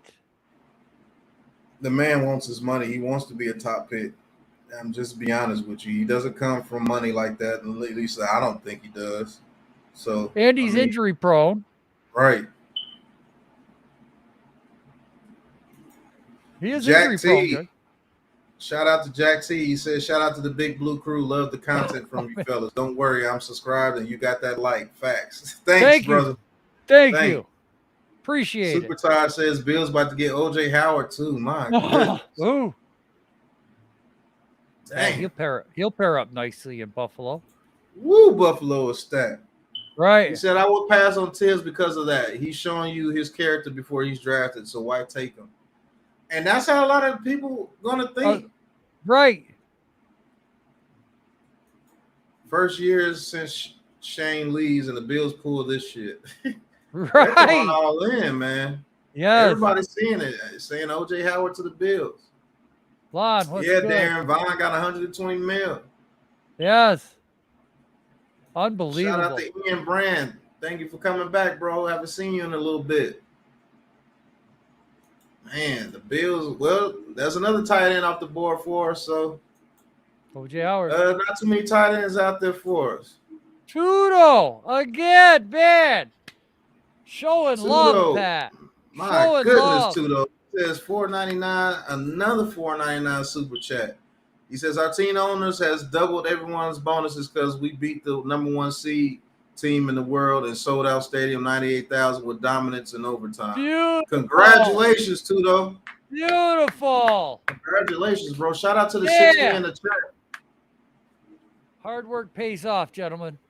Ladies the Earl and gentlemen. 14. Howdy, man. Did OJ Howard sign with anyone? Yes, he just signed with the Bills. Rumor. Rumor anyway. He's with the Bills. Rumor to sign with the Bills, but I think he's going to the Bills. Why wouldn't he? Yep. Taj just put it in. Bills giving $4 tight end. OJ Howard 1 year, $3.5 million deal worth up to $5 million. I knew he was going to get a deal like that. Yep. Dang, I wish we could have got him, but I knew he was going to get a deal like that. He wants to go to a contender. He wants to He wants to go to Tibbs a going to be contender. the next Mario Williams. If he turns into that DNYG, I want no part of him. Right. No part of him. Right. He says, remember what people said about Parsons last year before the draft, but it was never his heart that was questioned. It was about the antics in the locker room. Right. There's a difference. When he went to work out, Parsons worked out. And, man, everybody knew that dude was going to be a beast. Right. Right. Everybody, their mama knew he was going to. There was no question about his passion for the game. None. It was just the antics that was going on in the locker room, which turned out not to be true. Right. Mike says it's because Tibbs wants to showcase an edge and linebackers drill, which he couldn't do both in the combine. He can say that, but okay. Okay. If you want to go with that, okay. At least those free agents was young that the Giants brought under Reese. Yeah. Well, Verdon was injury prone. Jackrabbit was young, but he had a mental issue when he was with the Rams. Brought that over to the Giants. Who was the other guy we got that? Snacks Harrison. Snacks Harrison. He was actually good. Yeah. Snacks was the best out of the three. Yep. Parsons had issues off the field and pass issues, and that's why he fell down boards. Now look how he balling. That's true. But his passion for the game was never questioned, Big Fridge. D-Law was welcome the back same to way. the chat. Wasn't it D-Law that dropped the 40th or 60th and had the drug problems, and he kept getting suspended by the league? And then, it wasn't Randy Gregory. It was Randy Gregory. Randy Gregory, that's it. He dropped. And now look at him. He cleaned up his act, went to Denver for a bag of money. But once again, his heart for the game was never in question. Right. It was the drug issues. Right. Mental issues. Right. Which is T-Mage finally got power back. Hi, guys. Welcome back, T-Mage. Arrow 14 says, I must have been psychic. I was in the midst of sending my message when it was reported. He said, facts, bro. People talk bad about Parsons, and he was a beast. Kayvon might be this year's Parsons. It could be. I don't know, because I see so much different play between Parsons at Penn State and Thibodeau at Oregon. I see a difference in play style. I didn't see a flaw in Parsons' game when I watched film on him. No. And Miz is in the chat. Right. He knows about Parsons. He was the main one screaming for Parsons, and there wasn't a flaw in his game. The Thibodeau, there's flaws, guys. We all admit that. All right, shout out to Slinksy YouTube. He said, I just came home from work. I'm a Bills fan. I see we got Von Miller. My jaw dropped. Yeah. Ooh, 120 million. Shout out to Slinksley YT in the chat. Thank you for tuning in. Hit that like and subscribe button for us, man. We got up to 64 in the chat. That was good. Yeah, it was. We're Giants fans, but we talk all 32 teams. Exactly. We love football. College football, too. Right. Eric Davis, he says Giants could have snagged him for cheap, but I bet he chose the Bills over the Giants because he wants to win. And that could be very true, Eric Davis. That could be very true. He just came from winning the Super Bowl. So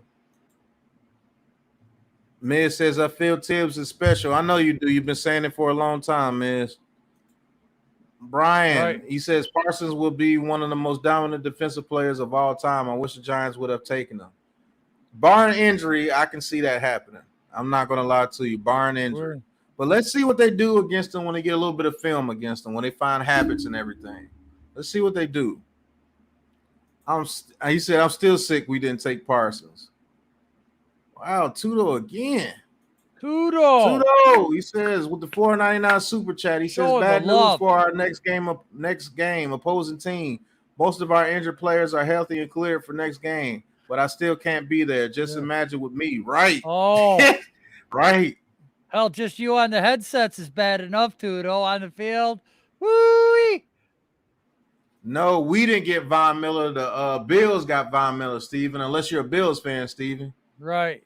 But no, you're a Giants fan. Yeah. No, we didn't get Von Miller. Heck no. We ain't got that type of money. Samuel, what's going on? Welcome back to the chat. What's going on, Samuel? Miz says Tibbs will be dominant. Yeah. He says, when is watch a trade going to happen? I don't know, but you'll probably hear it right here with the Big Blue Krew when it does. Right. Right. Teammate says hindsight is 2020. When your job depends on how your picks do, then you got to take that off the field stuff very seriously. Yes, you do. Yes. You know what my heart wants to see? The city of Buffalo and Jim Kelly, who's been through it, to get a Super Bowl. Yeah, I wouldn't mind them seeing getting the Super Bowl. At least one. Mike Nixon, he said, imagine the Bills get Gilmore back on the team. Man, these teams, the Chargers are stacked too. Oh my Chargers God. ain't playing around either. Ooh. He says, I'm with Miz on this one. Tibbs will be the one that got away. Well, he has to make it to us first, guys. Right. Based on the lack of cash we had, the Giants did very well. It was like spending pennies on the dollar. Now we know how important Kevin Abrams is. Yes. True. Yes. Jack T says, I always like Miller. He hunting that bag now that he got that second ring. Ring. He ain't hunting the bag no more. He got it. Yeah. He's captured the bag. It's reeled in. He just did it. He got the rings. He got the bag. He's going in with one of them guns filled with $100 bills and just going to start shooting it all. Yeah, that's right. Hey, DB from EP, welcome back to the chat, bro. He says, damn, I want an OJ Howard. I'm not going to lie, I want him too. But I will like Austin Hooper if we're able to sign Austin Hooper for a similar type contract.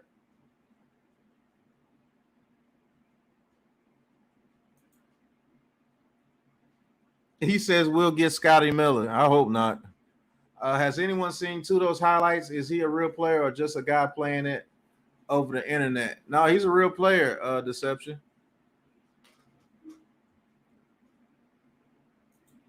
Yeah, Von Miller, $53 million guaranteed over the first 3 years. That is ridiculous. I know, Slay. Every time I try to leave, they pull me back in, Slay. Yes, Howard signed with the Bills, Steven. Buffalo is going for it. Von Miller puts them over the top. Do we play them in 23? No, we do not. Austin Hooper was nasty into Baker. True. A lot of people were nasty into Baker. Yeah, I like Austin Hooper too, Earl.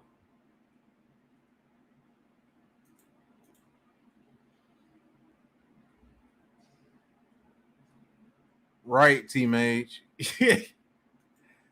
Shoot, Von did it for the money, and he has a chance to win the Super Bowl with the Bills.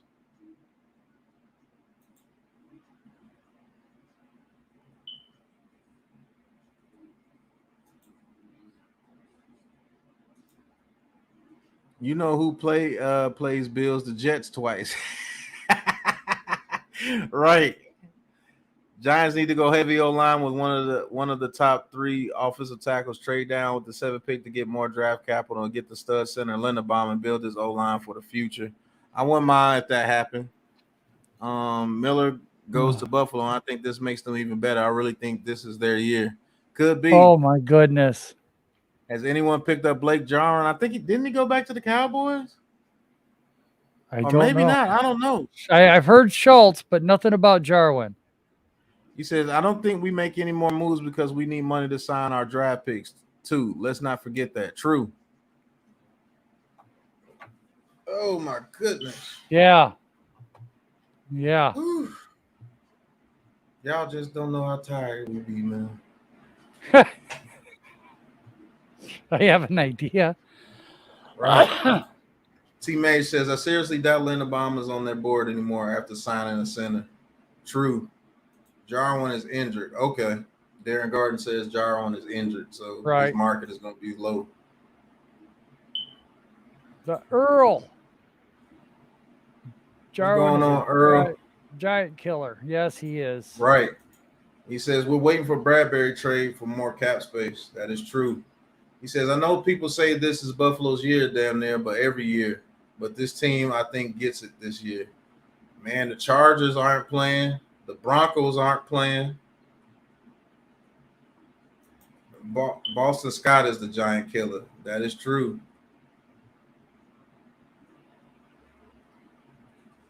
Man, shit, even the Browns aren't playing if they're going after Deshaun Watson. Right. He says, I heard the Giants love Tibbs and Ekwonu. That could be the case. Yep. He said, God bless the moms out in the world, yo. Big shout out. Yeah. God bless them. For sure. Man, I hate to do it, but we got 64 back in the chat. Man, you guys are amazing. Goodness. Man, like, subscribe, ring that bell if you would, please. Right. Would appreciate it. Definitely would appreciate it. I'm trying to get to 350 by the draft. I'm at 331 last I looked. Man, you guys have been absolutely amazing this stream, man. Yes, you have. Please, love the comments. Please switch over to G Nation Lose channel tonight at 9:30 p.m. Eastern for the True Big Blue podcast. Thank you for the 10 subscribers I've got during this stream. Oh, beautiful. Beautiful, Pat. Yeah. He says, what about Ronald Jones as another running back? He got breakaway speed, but those fumbles scared me. Exactly. Yeah. Man, the AFC is freaking stacked. It's going to be rough getting to the playoffs over there. Yes, it is. Yes, man, it's going to be rough out there in the AFC this year. My goodness. They got so many teams out there, bro. Can you imagine what it's like being like a Dolphins fan, right? Right. You know, as bad as the Jets have been, could you imagine being a Jets fan right now? Your team might improve, but you're still only going to win 3 or 4 freaking games. Right. Oh my God, having to go against, Josh Allen, Mahomes, if Watson goes to the Browns, the Chargers, and Herbert, and God. Man, the AFC is stacked. Joe Burrow, Lamar Jackson, the Titans. If the Colts get a quarterback, they're good. Oh my God. Good Lord, the Steelers, they're always in it for some reason. They're never below 500, guys. The Steelers. You got to respect them. 20 years not being below 500. And then if the Browns get Deshaun Watson, you got 2 whole divisions that can make it to the playoffs. All 4 teams in that division can make it to the playoffs. Lord have mercy. There's only about 5 teams in the AFC that are trash. The Dolphins, the Jets, the Texans, and the Jaguars. Everybody else can make the playoffs. That is crazy. You're going to have 10 teams fighting for 6 playoff positions? No, 12. Yeah, for 7 playoff spots. Yeah, for 7 playoff spots. Man, that is ridiculous. Good luck in fantasy football this year in the AFC. Right.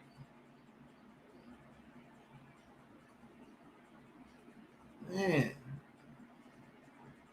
He said a 10-year-old Jet fan may never see a Super Bowl. Right. Shit, a 40-year-old Jets fan may never see a Super Bowl. 60 right, Lou. Hey, 63 in the chat, man. Every time I try to leave, they bring me right back. Yes, let me make sure I drop Lou's link here one more time. For everybody 60 in the chat, we're going to be on this channel tonight. Please stop over. Give us a thumbs up. Lord have mercy. Like, subscribe, ring that bell.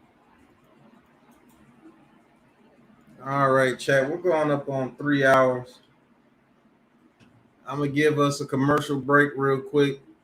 Take me a quick break. Come back. We're going to go for about, Joe, you think you can handle about 15, 20 more minutes? I can at least handle 10. All right. There's G Nation right there. We're going to be on that stream later tonight. And oh man, we reached 70. This chat. What are you doing? Oh my goodness. Right. All right. Big Pat Sports Talk is brought to you by the Big Pat Sports Shop, man. Get your Big Pat Sports Talk merch at the Big Pat Sports Shop and support the Big Blue Krew. You know we're true blue till we're through. And here we go. Be right back, fellas. What's going on, Big Pat Sports Talk fans? And welcome to Big Pat Sports Shop, man. We got merch. We got merch now, man. 15% off everything, man. We have everything that you need as a Big Pat Sports Talk fan. Man, we got shirts, we got bags, we got hoodies, we got mugs. even aprons. So go ahead, click on that, what you're looking for, get that hoodie, get whatever color you want to get, whether it's red, whether it's blue, whether it's navy, whether it's green, whether it's black. Add it to the cart, and we got you. And that's it, man. Go purchase Big Pat Sports Talk merch and support the family, man. And welcome to Big Pat Sports Talk. Thank you for your support. Look at that. I'm at 333. Woo! Thank y'all. Thank y'all. Appreciate it.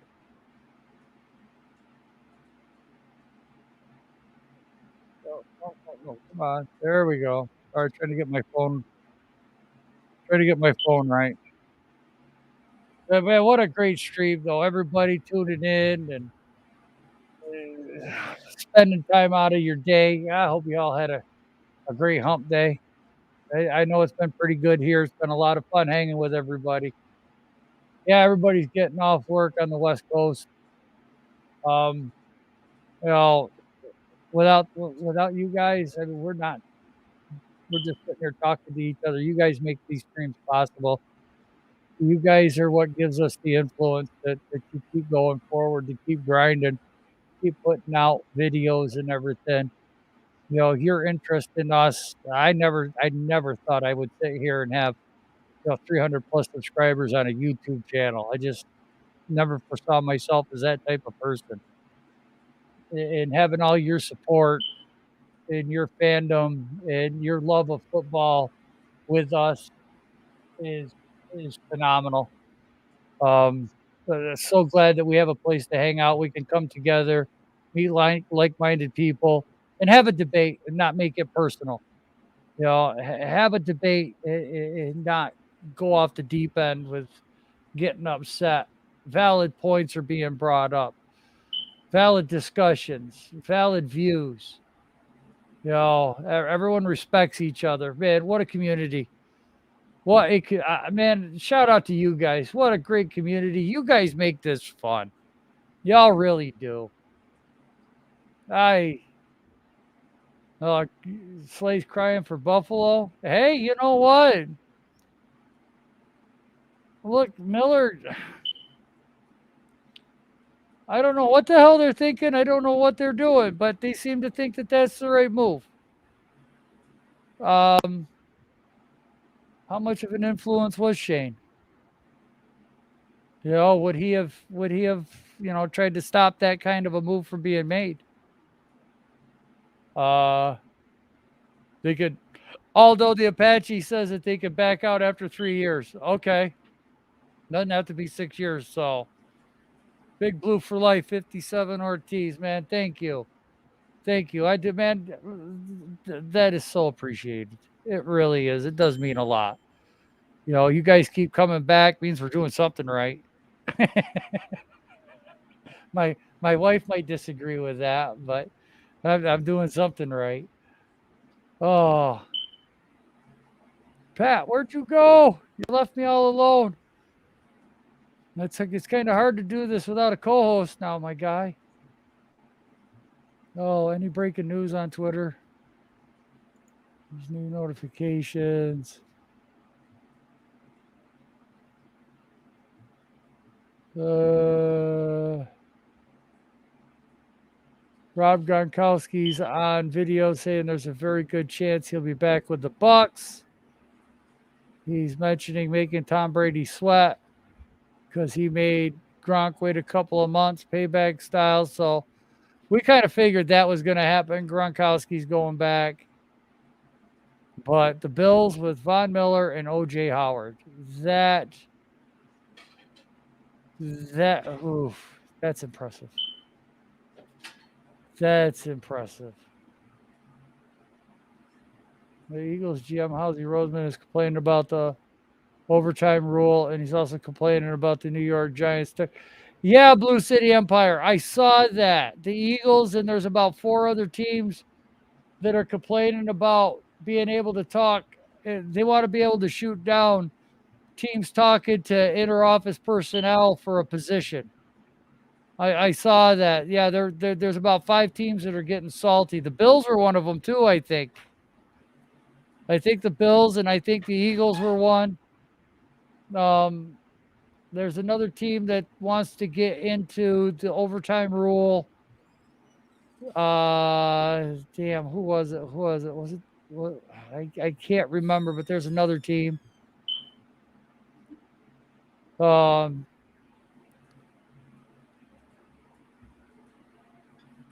in OJ with Dawson Knox there. Man, OJ with Dawson Knox, that might be a good 1-2 punch combination. And King Tone, they're all mad at us. Yes. Lou! Thank you, guys. My throat hurts. What's good? What's good? Man. Paul. Nikki. Yeah, pause. Nikki! What's going on, Nikki? Nick's in the building.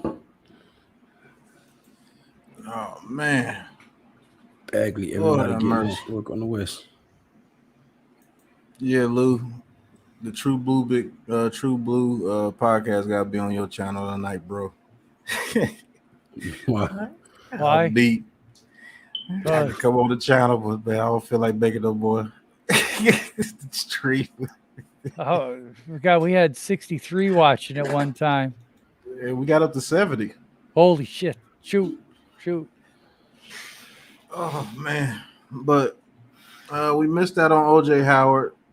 He signed with the Bills. Von Miller signed with the Bills, 6 years, $120 million. In case you missed it, Lou. With the who? With the Bills. He signed with the Bills, 6 years, $120 million. So the Bills are going all in, bro. One of our New York teams got to do something this year. Shit. Right.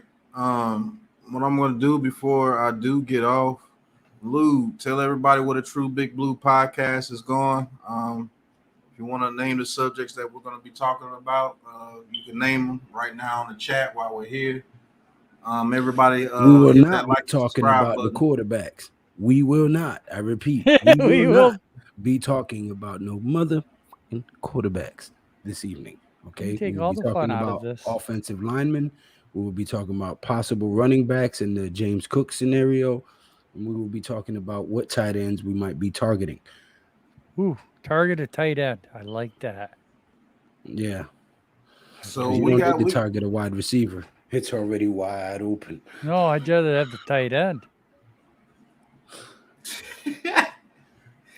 We're gonna give you a lot more content later on tonight. Where else can you find an actual network?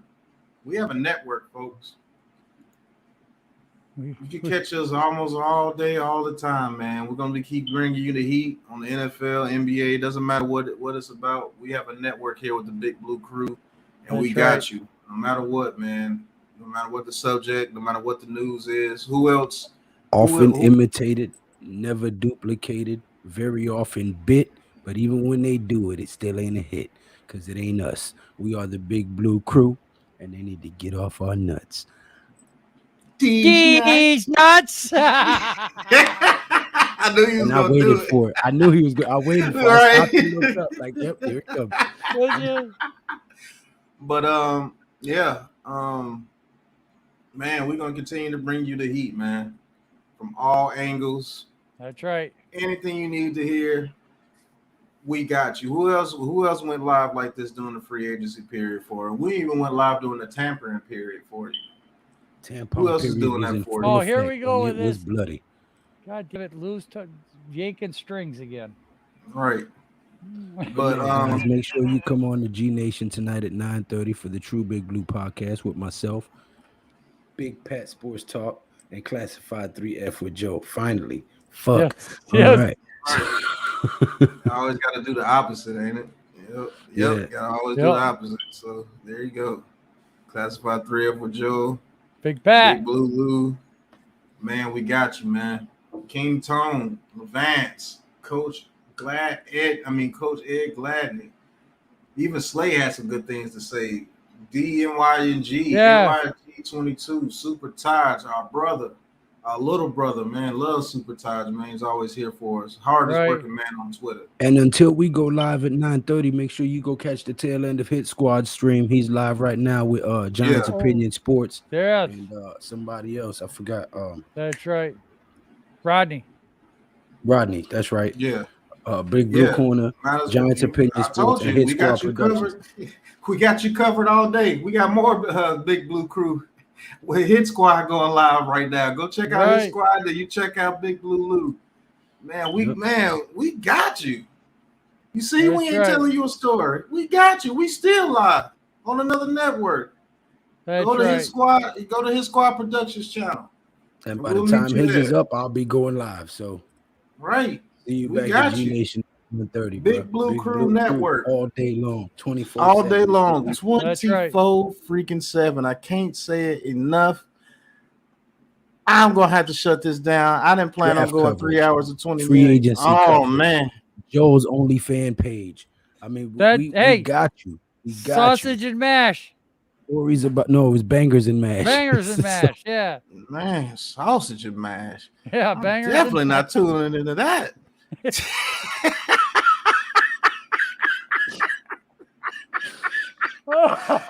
That sounds terrible. Bang. the hell is this Yeah. battle about? Something about Mary. Well, how'd you get the beans over the Franks? Right. What the hell kind of channel is that? And man, on that note, we finna get the hell out of here. I'm never watching that OnlyFans. The Yeah, hell well, you mean subscribe to people give me Sausage money to and watch Mash? it, so the only way you're gonna Bangers find and out is if you smash. tune in. Man, that is terrible. Zucchini and squash. Right, eggplant. What? No way a grown man subscribes to that. Criticize. That's all you sons of bitches do. I don't Criticize. want the cock meat sandwich. Right. Me and mine- I don't want it. Me and I mine don't ain't want it. doing nothing for years. You're on never again. All right, man. We had to give you a little laugh before we get up out of here. Until the next time, Big Blue Krew family. Hold on. Oh, you know. nah. We got a real good content, man. You know what I'm saying? We don't. You never gonna see clear eyes on this channel, okay? Wow. All right, man. Till the next time. Peace. Peace.